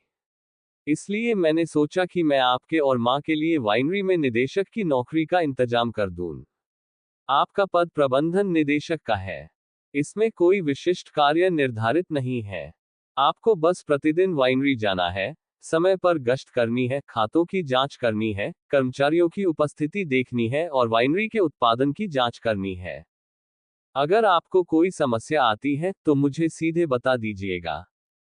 मैं आपको परेशान नहीं करना चाहता था, लेकिन मैं इस वाइनरी पर पहले ही करोड़ों रुपए खर्च कर चुका हूं। इसके अलावा मैं खुद भी जल्द ही विश्वविद्यालय जाने वाला हूं। मैं डिस्टिलरी की देखभाल नहीं कर पाऊंगा, इसलिए मैं केवल आपसे ही मदद मांग सकता हूं। अरे बदमाश, क्या तुम्हें हमारे साथ इतना विनम्र होने की जरूरत है? सीधे सीधे बता दो। चेन गुओकिंग ने दिल खोलकर हंसते हुए कहा। उन्हें अपने बेटे के अनुरोध पर कोई आपत्ति नहीं थी। हम वाइनरी में काम कर सकते हैं, लेकिन इंटरनेट कैफे का क्या होगा? इंटरनेट कैफे हर दिन बहुत पैसा कमाते हैं, हम इसे यूं ही नहीं खो सकते। कुछ देर सोचने के बाद चेन गुओकिंग ने कुछ अफसोस के साथ कहा, क्या यह आसान नहीं है? क्या हमारे शहर में काफी लोग बेरोजगार नहीं हैं? अपने रिश्तेदारों और दोस्तों में से किसी उपयुक्त व्यक्ति को ढूंढें। उन्हें हर महीने वेतन दें और उन्हें इंटरनेट कैफे में चीजों की देखरेख करने के लिए कहें। उन्हें भोजन और आवास प्रदान करना, और यहां तक कि उन्हें वेतन देना, क्या यह उनके साथ अन्यायपूर्ण व्यवहार नहीं है? चेन पिंगॉन ने मुस्कुराते हुए कहा, हाँ, बिल्कुल सही, मुझे ये ख्याल क्यों नहीं आया? चेन गुओकिंग ने अपनी जांघ पर हाथ मारते हुए खुशी से कहा। उसके काफी रिश्तेदार और दोस्त हैं, इसलिए इंटरनेट कैफे को संभालने के लिए एक भरोसेमंद व्यक्ति को ढूंढना ज्यादा मुश्किल नहीं होगा। परिणामस्वरूप दोनों इंटरनेट कैफे ने अपने अपने प्रबंधन के लिए किसी न किसी को नियुक्त किया। फिर वह और उसकी पत्नी शराब बनाने के कारखाने में काम करने चले गए। आखिरकार वाइनरी में काम करना ज्यादा महत्वपूर्ण है। बेटे ने वाइनरी खरीदने के लिए करोड़ों डॉलर खर्च किए। इतने महत्वपूर्ण आयोजन में उन्हें निश्चित रूप से हर चीज पर नजर रखनी चाहिए। परिवार ने तुरंत इस मामले पर चर्चा की और सहमति व्यक्त की। वैसे बेटे, तुमने वो विला खरीद लिया, वो कैसा दिखता है? यू शियुइंग ने उत्सुकता से पूछा, उसकी आवाज में थोड़ी उम्मीद झलक रही थी। हालांकि वह घमंडी महिला नहीं थी, लेकिन कोई भी बड़े विला में रहना नहीं चाहता। उसे पहले लगता था कि विला में रहना सिर्फ एक सपना है। शायद मुझे इस जीवन में उस तरह की आशा नहीं होगी। लेकिन सभी को आश्चर्यचकित करते हुए उनके बेटे ने वास्तव में एक विला खरीदने के लिए पर्याप्त धन कमा लिया। यू शियुयंग को खुशी और उम्मीद दोनों महसूस हो रही थी। माँ, मैं आपको कल इसे दिखाने ले जाऊंगा। वैसे चलो कल कार खरीदने चलते हैं। चेन पिंगॉन ने मुस्कुराते हुए कहा, कार के बिना विला में रहना वास्तव में असुविधाजनक है, और भविष्य में आपको वाइनरी तक आने जाने के लिए गाड़ी चलानी पड़ेगी। कार खरीदें। अरे वाह, अब तो कार खरीदने का समय आ गया है। बेटा, तुम्हें क्या लगता है हमें किस तरह की कार खरीदनी चाहिए? चेन गुओकिंग ने उत्साह से कहा। वह उत्साहित क्यों नहीं होगा? चेन गुओकिंग ने 1 दशक से भी अधिक समय पहले अपना ड्राइविंग लाइसेंस प्राप्त किया था। हालांकि पारिवारिक कारणों से उन्होंने कभी कार नहीं खरीदी। अब जब उनके बेटे ने खूब पैसा कमा लिया है तो उनका परिवार आखिरकार एक कार खरीद सकता है। हम दुकान जाकर देखेंगे। ये कार पापा के लिए होगी। आपको जो भी कार पसंद आएगी, हम खरीद लेंगे, चेन पिंगॉन ने मुस्कुराते हुए कहा। यह सुनकर चेन गुओकिंग अत्यंत प्रसन्न हुई। ठीक है, कल बात करते हैं। क्या तुम्हें समय का पता भी नहीं है? यू शियुयंग ने बीच में टोकते हुए कहा। सब लोग नहा लो और फिर सो जाओ। बेटे, तुम पहले नहा लो, यू शियुयंग ने फैसला किया। चेन पिंगॉन मुस्कुराया, बेशक उसने अपनी मां के फैसले पर आपत्ति जताने की हिम्मत नहीं की, और सीधे नहाने के लिए बाथरूम में चला गया। जब चेन पिंगॉन नहा रहा था तब तक यू शियुयंग उसके लिए कपड़े बदल कर ले आई थी। सभी अंडरवियर और अंडरवियर तैयार थे। मेरी माँ का मेरे आसपास होना कितना अच्छा लगता है, चेन पिंगॉन ने मन ही मन आह भरी। वैसे बेटा, तुम्हारा विश्वविद्यालय में दाखिला हो गया है। तुम्हारा दीक्षांत समारोह कब होगा? चेन गुओकिंग ने बाथरूम के दरवाजे से पूछा। माँ, ये दीक्षांत समारोह का भोज काफी झंझट भरा है। क्या हम इसे रद्द कर सकते हैं? चेन पिंगॉन ने बेबसी से कहा। चेन पिंगॉन को स्नातक समारोह जैसे आयोजन बिल्कुल पसंद नहीं थे। उन्हें अपने परिवार के साथ बाहर जाकर खाना खाना ज्यादा पसंद है। हम ऐसा कैसे नहीं कर सकते? आखिरकार तुम्हें एक अच्छे विश्वविद्यालय में दाखिला मिल गया। यह इतना बड़ा अवसर है, हमें अपने रिश्तेदारों और दोस्तों को दावत देनी होगी, और हमें तुम्हारे स्कूल के शिक्षकों को भी आमंत्रित करना होगा, चेन गुओकिंग ने जवाब दिया। वह अपने बेटे के स्नातक समारोह के लिए निश्चित रूप से एक भव्य आयोजन करेगा। तो चलिए इसे कल दोपहर को करते हैं। मैं उस दिन कुछ नेताओं को आमंत्रित करूंगा। मैं थोड़ी देर में शेरेटन होटल को फोन करके भोज के लिए आरक्षण करवा लूंगा। आप अभी यह गणना कर सकते हैं कि कितने मेहमान आएंगे, ताकि मैं व्यवस्था कर सकूं। कुछ देर सोचने के बाद चेन पिंगॉन ने दृढ़ता से बोलना शुरू किया। चूंकि आप स्कूल जाने से बच नहीं सकते, इसलिए बेहतर होगा कि आप इसे जल्द से जल्द पूरा कर लें। इसके अलावा स्नातक समारोह के भोज का अवसर उन सभी नेताओं को भोजन पर आमंत्रित करने के लिए भी इस्तेमाल किया जा सकता है। स्नातक समारोह के अवसर का उपयोग वरिष्ठों के साथ संबंधों को मजबूत करने के अवसर के रूप में करना भी एक उपयुक्त तरीका है। चेन पिंगॉन इन नेताओं की अवहेलना कर सकता है। हालांकि चूंकि भविष्य में उसके माता पिता वहां रहने वाले हैं, इसलिए उसे निश्चित रूप से अपने स्थानीय माता पिता के साथ अच्छे संबंध बनाए रखने की आवश्यकता होगी। जब चेन पिंगॉन नहाकर बाहर आया, तब तक उसके माता पिता लोगों की गिनती कर चुके थे। दोनों पक्षों के रिश्तेदारों को आमंत्रित किया जाना चाहिए, और आमतौर पर बच्चे भी इन स्नातक भोजों में शामिल होते हैं। विद्यालय के महत्वपूर्ण शिक्षकों को भी आमंत्रित किया जाना चाहिए। लोगों की संख्या की दोबारा गणना करने के बाद कम से कम 3 खाने पीने की मेजों की आवश्यकता होगी। तो चलिए 4 टेबल लगा लेते हैं, और मैं बाद में मेहमानों के लिए एक और टेबल आमंत्रित कर लूंगा। जब मैंने वाइनरी खरीदी थी तब सभी नेताओं ने मेरी सराहना की थी। अब जब मैं स्नातक भोज आयोजित कर रहा हूं, तो क्यों न इन सभी नेताओं को भोजन पर आमंत्रित कर लूं, चेन पिंगॉन ने कहा। नेता? ये किस तरह के नेता हैं? चेन गुओकिंग ने उत्सुकता से पूछा। चेन पिंगॉन ने अनायास ही कुछ नेताओं के नाम लिए, जिससे चेन गुओकिंग तुरंत स्तब्ध रह गया।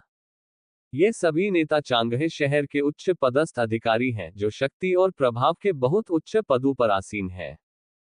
चेन गुओकिंग ने केवल उनके नाम सुने थे, लेकिन उनसे कभी मिली नहीं थी। मैंने कभी कल्पना भी नहीं की थी कि मेरे बेटे के कॉलेज प्रवेश भोज में इतने सारे नेता शामिल होंगे। चेन गुओकिंग ये खबर सुनकर अत्यंत प्रसन्न हुई। यदि कॉलेज इन नेताओं को आमंत्रित कर सके, तो यह उनके लिए बहुत बड़ा सम्मान होगा। लोगों की संख्या की पुष्टि करने के बाद चेन पिंगान ने होटल में फोन किया। काफी रात हो चुकी थी, लेकिन चेन पिंगॉन ने सीधे होटल मैनेजर को फोन किया। ये वही फोन नंबर है जो चेन पिंगान ने पहले प्राप्त किया था। फोन का जवाब तुरंत मिल गया। चेन पिंगान ने अपना परिचय दिया और अपनी जरूरतें बताईं। वह होटल के उच्चतम मानकों के अनुसार भोज के लिए 4 टेबल बुक करना चाहता था। कल दोपहर के भोजन के लिए 4 टेबल। बहुत बढ़िया, कोई समस्या नहीं। ब्लूमिंग प्रॉस्पेरिटी हॉल अभी भी उपलब्ध है, इसलिए मैं इसे आपके लिए आरक्षित कर दूंगा, होटल मैनेजर ने तुरंत कहा। अध्याय 138 उन्नत ड्राइविंग तकनीकें। भोज की व्यवस्था करने के बाद चेन पिंगॉन सोने के लिए अपने कमरे में वापस चला गया। मुझे रात को अच्छी नींद आए और मैं सुबह तब उठा जब दिन का उजाला हो चुका था। मैंने अपने पास रखी अलार्म घड़ी उठाए और उस पर एक नजर डाली। 8:30 बज चुके थे। स्कूल जाने के दबाव के बिना उसकी जैविक घड़ी अब उतनी सटीक नहीं रह गई है। कुछ देर तक बिस्तर पर सुस्ती से लेटे रहने के बाद चेन पिंगॉन ने आखिरकार सिस्टम इंटरफेस खोला। सिस्टम इंटरफेस को अपडेट कर दिया गया है। आज इसमें 4 नई चीजें जुड़ी गई हैं। 1. उन्नत ड्राइविंग कौशल। 2. वज्र उंगली कौशल पुस्तक। 3. एक 30 कैरेट का रूबी। 4. एक उच्च श्रेणी की बुलेट प्रूफ जैकेट। सभी चारों आइटम रिफ्रेश हो गए हैं। चेन पिंगान ने चारों वस्तुओं की सावधानी पूर्वक जांच की और सबसे पहले तीसरी और चौथी वस्तु को हटा दिया। हालांकि इन दोनों वस्तुओं का कुछ मूल्य है, लेकिन चेन पिंगॉन के लिए इनका कोई खास महत्व नहीं है। इसके विपरीत उन्नत ड्राइविंग कौशल और शक्तिशाली वज्र की मार्शल आर्ट का कुछ महत्व है। चेन पिंगॉन के लिए इसका अभी भी कुछ उपयोग है। इसके बाद चेन पिंगान ने उन्नत ड्राइविंग तकनीक का बारीकी से अध्ययन किया। सिस्टम के परिचय को पढ़ने के बाद वह अत्यंत प्रसन्न हुआ। पहले चेन पिंगॉन को लगता था कि यह उन्नत ड्राइविंग तकनीक केवल कार चलाने का कौशल है। हालांकि चेन पिंगॉन द्वारा संपूर्ण प्रणाली परिचय पढ़ने के बाद उन्हें एहसास हुआ कि उन्होंने इसका गलत आकलन किया था। उन्नत ड्राइविंग कौशल में ड्राइविंग की सभी तकनीकें शामिल होती हैं। हवाई जहाज, नौकाएं, टैंक, पनडुब्बी, कोई भी ऐसी चीज जिसमें ड्राइविंग तकनीक की आवश्यकता होती है, वह उन्नत ड्राइविंग तकनीक में शामिल है।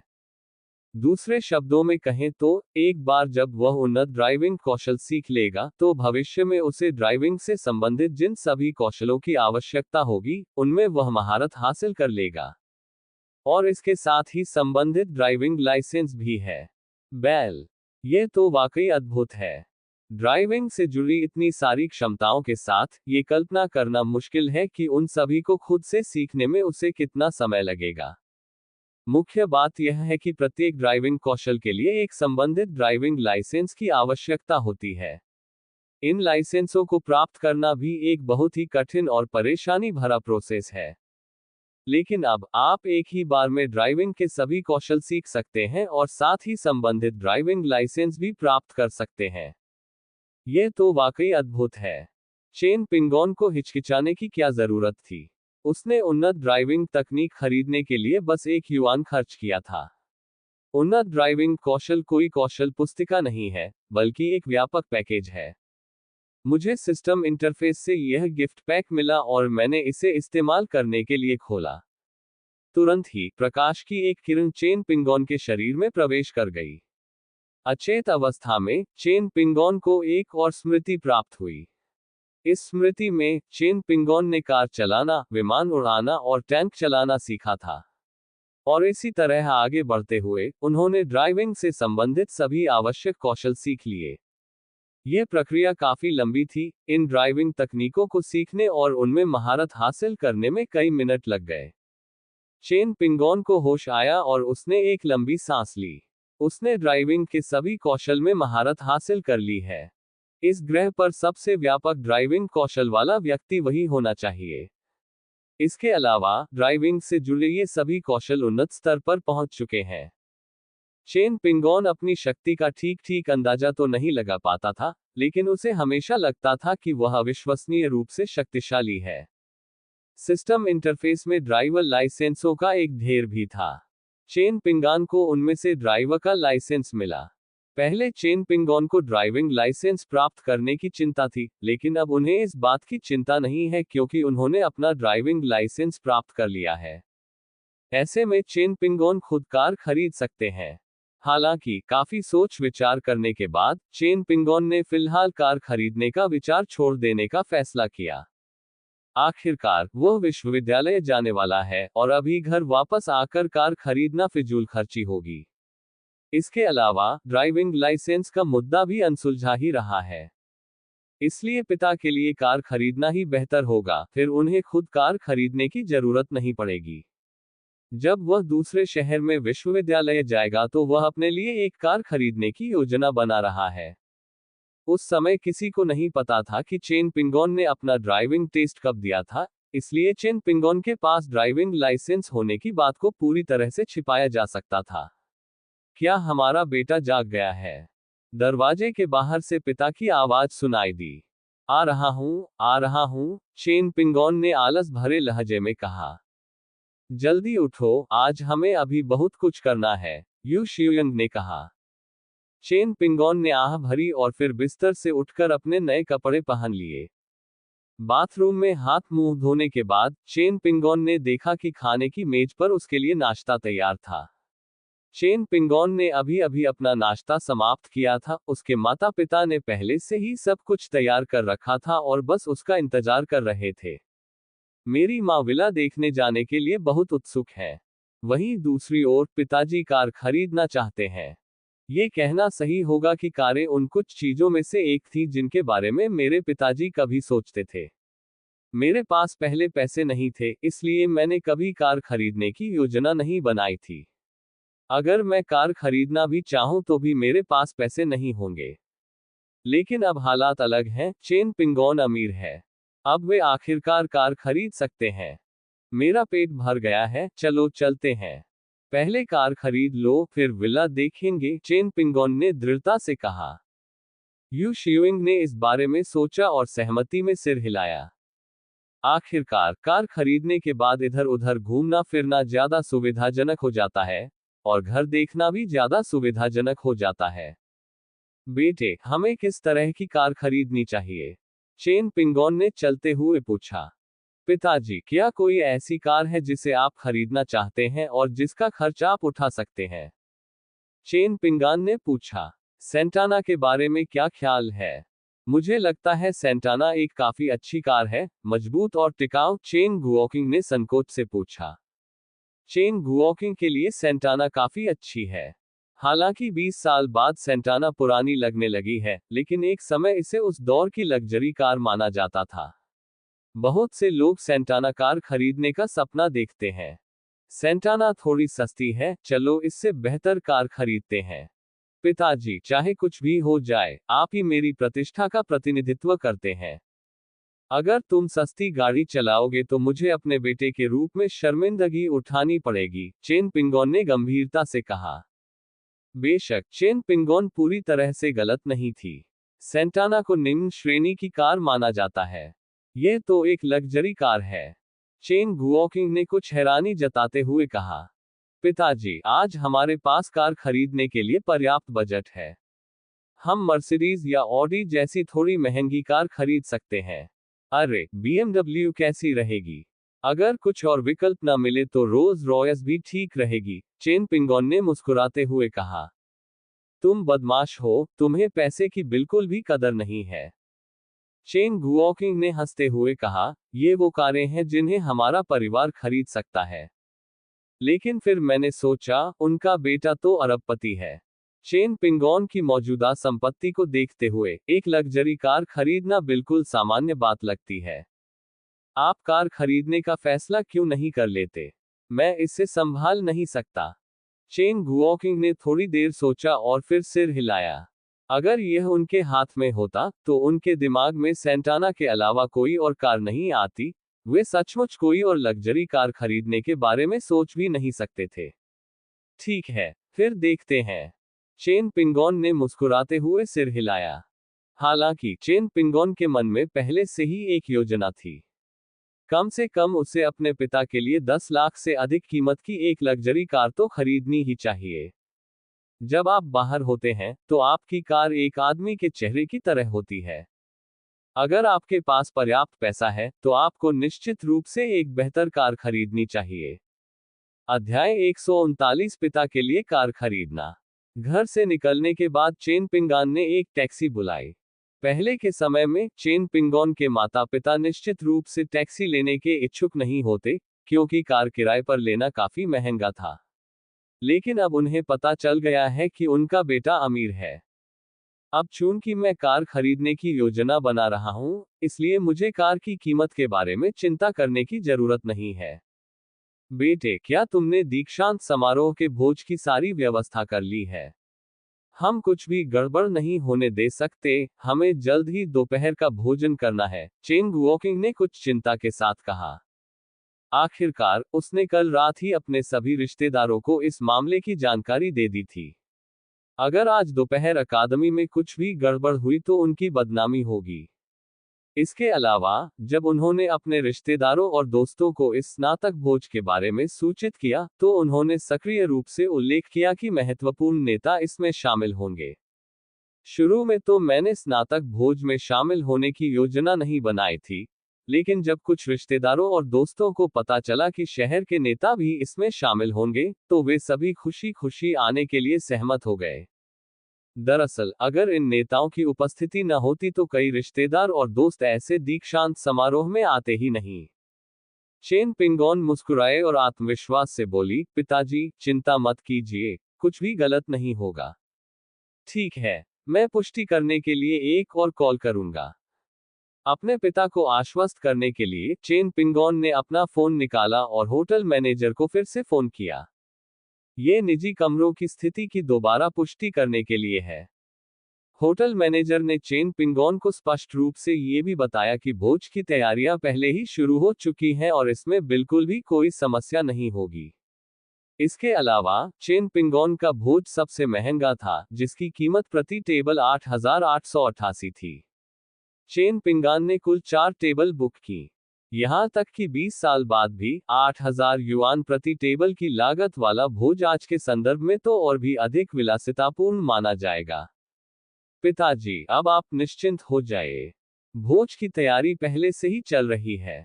चेन पिंगान ने फोन नीचे रखा और मुस्कुराते हुए अपने पिता से कहा। अच्छी बात है, मुझे राहत मिली। चेन गुओकिंग ने खुशी से सिर हिलाया। आपने 8,000 युआन प्रति टेबल की कीमत वाला भोज बुक किया है। यह तो बहुत महंगा है। आगे चल रहे ड्राइवर ने आश्चर्यचकित होकर पूछा। ध्यान रहे कि उन दिनों में एक औसत मजदूर की मासिक आय केवल 1,000 युआन से थोड़ी अधिक थी। एक मेज की कीमत 8,000 युआन है, जो 8 महीने की आय के बराबर है। वे आमतौर पर भोज आयोजित करते समय प्रति मेज पर कुछ 100 युआन ही खर्च करते हैं। एक मेज के लिए 8,000 युआन की लागत वाला भोज काफी आश्चर्यजनक है। इसलिए जब ड्राइवर ने कीमत सुनी तो वह काफी चौंक गया। चेन गुओकिंग मुस्कुराई और चेन पिंगोन की ओर इशारा करते हुए कुछ संकोच के साथ बोली, मेरे बेटे का शंघाई के एक विश्वविद्यालय में दाखिला हो गया है। ये जश्न का भोज है। ये जीवन में एक बार होने वाली घटना है, इसलिए हमें इसे भव्य रूप से मनाना ही होगा। शंघाई के किसी विश्वविद्यालय में दाखिला मिलना, ये तो वाकई अद्भुत है। ड्राइवर ने प्रशंसा और ईर्ष्या दोनों व्यक्त करते हुए कहा। ड्राइवर की तारीफ सुनकर चेन गुओकिंग के चेहरे पर और भी चौड़ी मुस्कान आ गई। कार डीलरशिप जल्दी ही आ गई। आज के कार डीलरों की तुलना 20 साल बाद के डीलरों से नहीं की जा सकती। वे इतने बड़े नहीं हैं, और उनके पास बेचने के लिए कारों के इतने अधिक मॉडल नहीं हैं। विशेष रूप से उच्च श्रेणी की लग्जरी कारें, जिन्हें आजकल खरीदना बहुत मुश्किल है। चेन पिंगोन और उनका 3 सदस्यीय परिवार तुरंत कार डीलरशिप में दाखिल हो गया। सबसे पहले आपकी नज़र सेंटाना पर पड़ती है। दुकान के सामने खड़ी सेंटाना कारों की कतार देखने में बेहद आकर्षक लगती है। चेन गुओकिंग की निगाहें बार बार सेंटाना की ओर जाती थीं। वह सेंटाना कार का मालिक बनने का सपना देखता था। अब वह किसी भी समय इस सपने को साकार कर सकता है। पिताजी, इसे देखना बंद कीजिए। ये कार हमारे परिवार के लिए ठीक नहीं है। चेन पिंगान ने मुस्कुराते हुए कहा। ठीक है, जो तुम कहो। तुम फैसला करो, और वैसे भी ये तुम्हारा पैसा है। चेन गुओकिंग ने अपनी नजरें फेरते हुए और दिल खोलकर हंसते हुए कहा। चेन गुओकिंग को यह एहसास हो गया है कि उसका बेटा उससे कहीं अधिक सक्षम है। अपने बेटे की बात सुनो, तुम्हें कोई नुकसान नहीं होगा। मुझे याद है कि वह अपने रिश्तेदारों के साथ एक हॉटपॉट रेस्टोरेंट खोलने जा रहा था। क्योंकि उन्होंने अपने बेटे की सलाह मानी, इसलिए उन्होंने हॉटपॉट रेस्टोरेंट नहीं खोला, बल्कि इसके बजाय एक इंटरनेट कैफे खोला। परिणामस्वरूप उनका इंटरनेट कैफे बेहद सफल हो गया और कारोबार में जबरदस्त तेजी आई। महज कुछ ही महीनों में इंटरनेट कैफे खोलने पर खर्च की गई राशि वसूल हो चुकी है। उनके एक रिश्तेदार, जो हॉट पॉट रेस्टोरेंट चलाते थे, बेहद बदकिस्मत थे। उनका कारोबार लगभग ठप होने की कगार पर था। मुझे नहीं पता उन्होंने क्या गलती की। आखिर उन्होंने एक बेहतरीन हॉट पॉट रेस्टोरेंट को इतनी बुरी हालत में कैसे पहुंचा दिया। ये खबर सुनकर चेन गुओकिंग बेहद खुश हो गया। सौभाग्य से मैंने हॉट पॉट रेस्टोरेंट की बजाय एक इंटरनेट कैफे खोला, अन्यथा मैं बड़ी मुसीबत में पड़ जाता। इसलिए चेन गुओकिंग अब अपने बेटे की सलाह को पहले से कहीं अधिक ध्यान से सुन रहा है। चलिए अंदर जाकर देखते हैं। चेन पिंगोन अपने माता पिता को विशेष दुकान में ले गया। इस पूरी कतार में कार डीलरों की दुकानें हैं, जो हर कीमत की रेंज में कारें उपलब्ध कराती हैं। चेन पिंगोन ने आम कारों को छोड़ दिया और सीधे अपने माता पिता को लग्जरी सेडान कारें दिखाने ले गया। यहाँ मर्सिडीज बेंज, BMW, ऑडी और फॉक्सवैगन ब्रांड की कई अन्य लग्जरी कारें उपलब्ध हैं। चेन पिंगोन ने लाखों की कीमत वाली कई लग्जरी कारें चुनी और अपने पिता चेन गुओकिंग को खुद चुनने के लिए कहा। लाखों की इन आलीशान कारों को देखकर चेन गुओकिंग की आंखें लगभग फटी रह गईं। मुझे ये वाला पसंद है, और वह वाला भी काफी अच्छा है। चारों ओर देखने के बाद चेन गुओकिंग ने ऑडी A8 को अपना पसंदीदा विकल्प चुना। ऑडी A8 का डिजाइन चेन गुओकिंग के अभिनय करियर के लिए एकदम उपयुक्त है। जितना ज्यादा मैं इसे देखता हूँ, उतना ही यह मुझे पसंद आता है, और जितना ज्यादा यह मुझे पसंद आता है, उतना ही इसे खरीदने का मन करता है। अगर कीमत एक अहम कारक है, तो वह निश्चित रूप से ऑडी A8 नहीं खरीदेगा। लेकिन अब चूंकि मेरा बेटा भुगतान कर रहा है, इसलिए मुझे कीमत की चिंता करने की जरूरत नहीं है, इसलिए मैं जो चाहूं वह खरीद सकता हूं। हमारे बेटे की ऑडी A8 के बारे में आपका क्या विचार है? क्या ये बहुत महंगी है? चेन गुओकिंग ने धीमी आवाज में पूछा और चेन पिंगोन के करीब आ गया। उनके ऐसा कहने से साफ पता चलता है कि उन्हें कार पसंद है, लेकिन उन्हें सिर्फ इस बात की चिंता है कि कीमत बहुत ज्यादा होगी। ध्यान रहे कि इस कार के बेस मॉडल की कीमत भी कई लाख युआन है, और टॉप मॉडल की कीमत 10 लाख युआन से अधिक है। एक कार की कीमत में कई घर खरीदे जा सकते हैं, इसलिए आप अंदाजा लगा सकते हैं कि यह कार कितनी महंगी होगी। पिताजी, अगर आपको ये कार पसंद है, तो हम इसे खरीद लेंगे। कीमत की चिंता करने की कोई जरूरत नहीं है, चेन पिंगोन ने मुस्कुराते हुए कहा। तो चलिए इसे खरीद लेते हैं, चेन गुओकिंग ने दांत पीसते हुए दृढ़ता से कहा। चेन पिंगोन मुस्कुराए और तुरंत बिक्री कर्मचारियों को बुलाकर उनसे टेस्ट ड्राइव की व्यवस्था करने को कहा। उसने विक्रेता से कहा कि अगर उसके पिता संतुष्ट हैं तो वह कार को पूरी कीमत पर खरीद लेगा। चेन पिंगोन के आत्मविश्वास भरे शब्दों को सुनकर बिक्री कर्मचारी बहुत प्रसन्न हुए और उन्होंने तुरंत चेन गुओकिंग के लिए एक टेस्ट ड्राइव की व्यवस्था कर दी। चेन गुओकिंग ने संतुष्ट होकर घर लौटने से पहले अपनी ऑडी A8 को उस इलाके में 3 बार घुमाया। चेन गुओकिंग ने खुशी से कहा, मेरे बेटे ने ये कार खरीदी है, और इसे चलाना वाकई बहुत आसान है। इसे चलाना आसान क्यों नहीं होगा? आखिर ये 10 लाख से अधिक कीमत की कार है। कार मेरे पिता के नाम पर पंजीकृत थी, और प्रक्रियाएं जटिल नहीं थी। विशेष रूप से ऋण की आवश्यकता नहीं पड़ी, इसे पूरी कीमत देकर खरीदा गया था। इसलिए प्रक्रिया बेहद तेज थी। केवल आधे घंटे में ही सारी प्रक्रियाएं पूरी हो गईं। नकद भुगतान करके कार खरीदना इतना ही आसान है। डीलरशिप ने कार के लिए एक अस्थायी लाइसेंस प्लेट की भी व्यवस्था की, ताकि औपचारिकताएं पूरी होने के बाद इसे सीधे सड़क पर चलाया जा सके। जहां तक आधिकारिक लाइसेंस प्लेट की बात है, मैं इसे समय मिलने पर बनवा लूंगा। अध्याय 140 ली मेंग्युन का आगमन। चेन पिंगान को भी गाड़ी चलाने की बहुत तीव्र इच्छा हो रही थी। हालांकि इस बारे में सोचने के बाद मुझे एहसास हुआ कि मैं ड्राइविंग लाइसेंस के मुद्दे को समझा नहीं सकता, इसलिए मुझे उस विचार को दबाना पड़ा।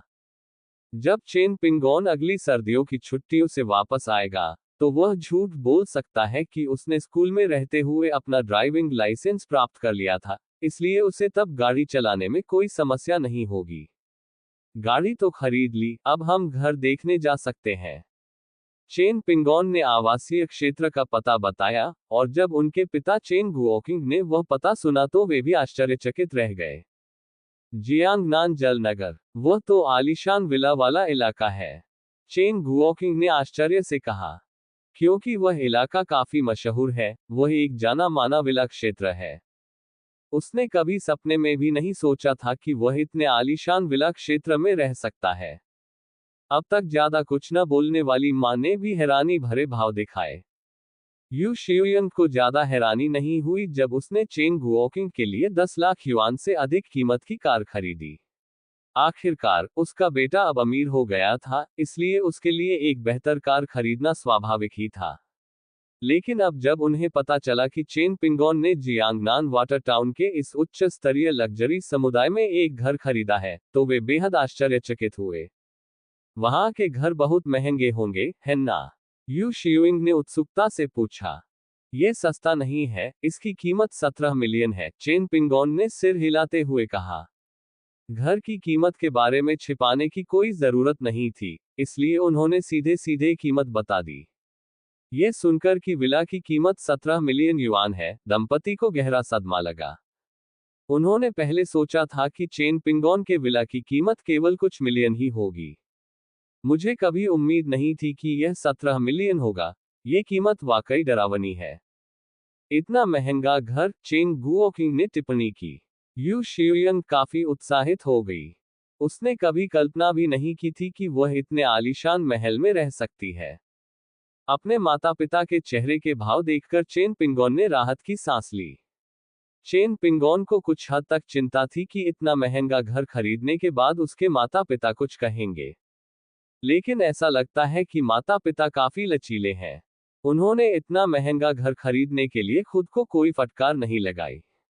चेन पिंगोन भी काफी खुश था। ये बहुत अच्छी बात थी कि उसके माता पिता इतने आज्ञाकारी और अच्छे व्यवहार वाले थे। चेन पिंगोन जानती थी कि कुछ माता पिता अपने बच्चों के खिलाफ जाएंगे। उदाहरण के लिए, यदि कोई बच्चा बीजिंग में घर खरीदना चाहता है, तो माता पिता इस बात पर जोर देंगे कि बच्चा बीजिंग के बजाय अपने गृहनगर में घर खरीदे। फिर वे रियल एस्टेट की कीमतों के चरम पर पहुंचने से चूक गए, बीजिंग में घर खरीदने का अवसर खो दिया, और फिर कभी बीजिंग में बसने में सक्षम नहीं हो पाए। इस तरह के उदाहरण बाद की पीढ़ियों के इंटरनेट में बहुत आम है। सौभाग्य से चेन पिंगोन के माता पिता उस तरह के लोग नहीं हैं। जो माता पिता अपने बच्चों को आगे बढ़ने से नहीं रोकते, वे दुनिया के सबसे अच्छे माता पिता होते हैं। हालांकि यह इलाका शहर के केंद्र में नहीं है, लेकिन यह बहुत दूर भी नहीं है। ये 20 मिनट की ड्राइव है। यह एक संयोग भी था। यह जियांगनान वाटर टाउन का एक आवासीय क्षेत्र है, जो वास्तव में फर्स्ट वाइनरी से काफी करीब है, लगभग 5 किलोमीटर दूर। वहां गाड़ी से पहुंचने में कुछ ही मिनट लगते हैं। भविष्य में मेरे माता पिता के लिए काम पर आना जाना और काम से वापस आना वास्तव में बहुत अधिक सुविधाजनक होगा। आवासीय क्षेत्र के प्रवेश द्वार पर सुरक्षा गार्डों ने कार को रोक दिया। क्योंकि वाहन पंजीकृत नहीं है, इसलिए इसे गेट से अंदर नहीं जाने दिया जा सकता। चेन पिंगोन कार से बाहर निकली और सुरक्षा बूथ पर उसका पंजीकरण कराया। हालांकि यह अभी केवल एक अस्थायी लाइसेंस प्लेट है, और केवल अस्थायी लाइसेंस प्लेट ही पंजीकृत होती है। लाइसेंस प्लेट बदलने के बाद आपको दोबारा पंजीकरण कराना होगा। उसी समय उसने अपने माता पिता को नीचे बुलाया और सुरक्षा बूथ पर उनकी पहचान दर्ज कराई। पंजीकरण के बाद अभिभावकों के लिए समुदाय में प्रवेश करना और बाहर निकलना बहुत अधिक सुविधाजनक हो जाएगा। हे भगवान, इस पॉश रिहायशी इलाके में सुरक्षा कितनी कड़ी है, चेन गुओकिंग ने विस्मय से कहा। पिताजी, क्योंकि हमें संपत्ति प्रबंधन शुल्क देना पड़ता है, इसलिए उन्हें अपना काम अच्छी तरह से करना ही होगा। और मैंने यहाँ घर इसलिए खरीदा है क्योंकि यहाँ सुरक्षा व्यवस्था काफी कड़ी है। देखिए, यहाँ के सभी सुरक्षा गार्ड युवा पूर्व सैनिक हैं। उनके होने से हमारी सुरक्षा सुनिश्चित है, चेन पिंगान ने समझाया। ये स्पष्टीकरण सुनकर दोनों माता पिता ने खुशी से सिर हिलाया। उन्हें अभी भी वह घटना याद थी जब बदमाशों ने उनके घर में सेंध लगाई थी। अगर वे ऐसी आलीशान बस्ती में रह पाते तो उन्हें दोबारा बाहरी लोगों के आने की चिंता नहीं करनी पड़ती। कार सड़क पर चलते हुए आवासीय क्षेत्र में प्रवेश कर गई और चेन पिंगोन ने यात्री सीट से अपने पिता को दिशा निर्देश दिए। पिताजी, वह सामने वाला विला ही सही है, चेन पिंगोन ने अपने सामने स्थित विला की ओर इशारा करते हुए कहा। अपने सामने बने विशाल अलग थलग विला को देखकर चेन गुओकिंग और यू शियुयंग दोनों उत्साह से भर उठी। अब से यही हमारा घर होगा, ये बहुत बढ़िया है, अपने सामने स्थित विला को देखते हुए यू शियुइंग ने उत्साह से कहा। चेन गुओकिंग ने कुछ नहीं कहा, बस मुस्कुराया, उसका चेहरा संतुष्टि से भरा हुआ था। चेन पिंगोन ने अपनी चाबियां निकाली, दरवाजा खोला और अपने पिता से कार को उनकी निजी पार्किंग में पार्क करने के लिए कहा। फिर मैंने अपने माता पिता को उस विशाल विला का भ्रमण कराया। माता पिता ने विला का दौरा किया और उन्हें ये बहुत पसंद आने लगा। उन्होंने कभी सपने में भी नहीं सोचा था कि वे एक दिन विला में रहेंगे। सौभाग्य से मैंने एक अच्छे बेटे को जन्म दिया। यू शियुइंग ने अपने बेटे पर एक नजर डाली और बेहद संतुष्ट महसूस किया। उसके दिल में खुशी नाम की एक भावना जागृत हुई। आखिरकार यह उसका बेटा है। यह विला पूरी तरह से सुसज्जित है और इसमें ज्यादा कुछ बदलने की जरूरत नहीं है। मूल रूप से आपको बस कुछ घरेलू सामान खरीदने हैं और आप तुरंत रहने आ सकते हैं। विला में चादरें और कंबल भी थे, लेकिन चेन पिंगोन का उनमें से किसी का भी उपयोग करने का कोई इरादा नहीं था। अन्य चीजों का उपयोग किया जा सकता है, लेकिन आपको नई चादरें और कंबल खुद खरीदने होंगे।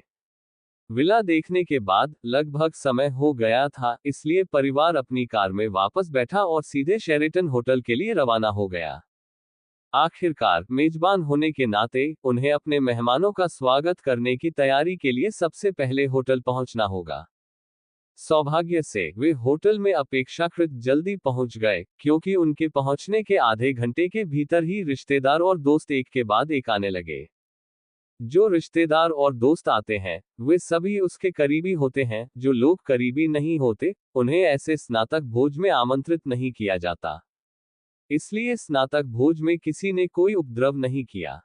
चेन पिंगोन को इस तरह की चीजें वास्तव में पसंद नहीं थी, लेकिन उसके माता पिता को ये पसंद था और सभी मेहमान करीबी रिश्तेदार थे, इसलिए वह केवल धैर्यपूर्वक उनका मनोरंजन कर सकता था।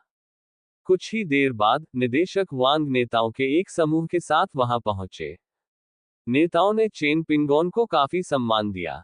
सुबह चेन पिंगोन ने उन्हें फोन किया और बताया कि वह दोपहर में दीक्षांत समारोह का आयोजन कर रहे हैं और उन्हें आमंत्रित किया। सभी सहमत हो गए। आखिरकार, भले ही हम चेन पिंगोन की भावनाओं को नजरअंदाज कर दें, फिर भी हमें श्री हुआओ को सम्मान देना ही होगा। वहां मौजूद मेहमान इन नेताओं को देखकर काफी आश्चर्यचकित हुए। उन्हें पहले ही सूचना मिल गई थी कि नेता आने वाले हैं, लेकिन फिर भी उस समय उनके मन में कुछ संदेह थे। अब जब मैंने देखा कि ये नेता सचमुच आ चुके हैं, तो मेरे मन में जो भी संदेह थे वे बहुत पहले ही दूर हो गए हैं। इन नेताओं को आते देख चेन पिंगोन का रवैया उत्साहपूर्ण हो गया। अलग अलग लोगों के अनुसार अपना दृष्टिकोण ढालना भी चेन पिंगोन की विशेषताओं में से एक है। बेशक हम इसके बारे में कुछ नहीं कर सकते, मानवीय रिश्ते ऐसे ही होते हैं। चेन पिंगान ने अपने शिक्षकों को भी सूचित किया, लेकिन बहुत कम शिक्षक आ सके। केवल मुख्य कक्षा के शिक्षक और 2 अन्य विषय के शिक्षक ही आए। शिक्षकों को ये देखकर काफी आश्चर्य हुआ कि चेन पिंगॉन ने अपने कॉलेज में प्रवेश के उत्सव भोज में कई नेताओं को आमंत्रित किया था। उन्हें कभी उम्मीद नहीं थी कि चेन पिंगॉन के परिवार के इतने अच्छे संबंध होंगे। चेन पिंगॉन के माता पिता आखिर करते क्या है? वे इन सभी को यहां आमंत्रित करने में कैसे कामयाब हुए? शिक्षकों ने दबी आवाज में सोचा, और मन ही मन ये जानने की उत्सुकता थी कि चेन पिंगॉन के माता पिता किस तरह के महत्वपूर्ण व्यक्ति हैं। जहां शिक्षक मन ही मन आश्चर्यचकित थे, वहीं चेन पिंगॉन भी अचंभित रह गई। उसने ली मेंग्यून को इसलिए देखा क्योंकि वह एक नेता के पीछे था। ली मेंग्यून यहाँ क्यों है?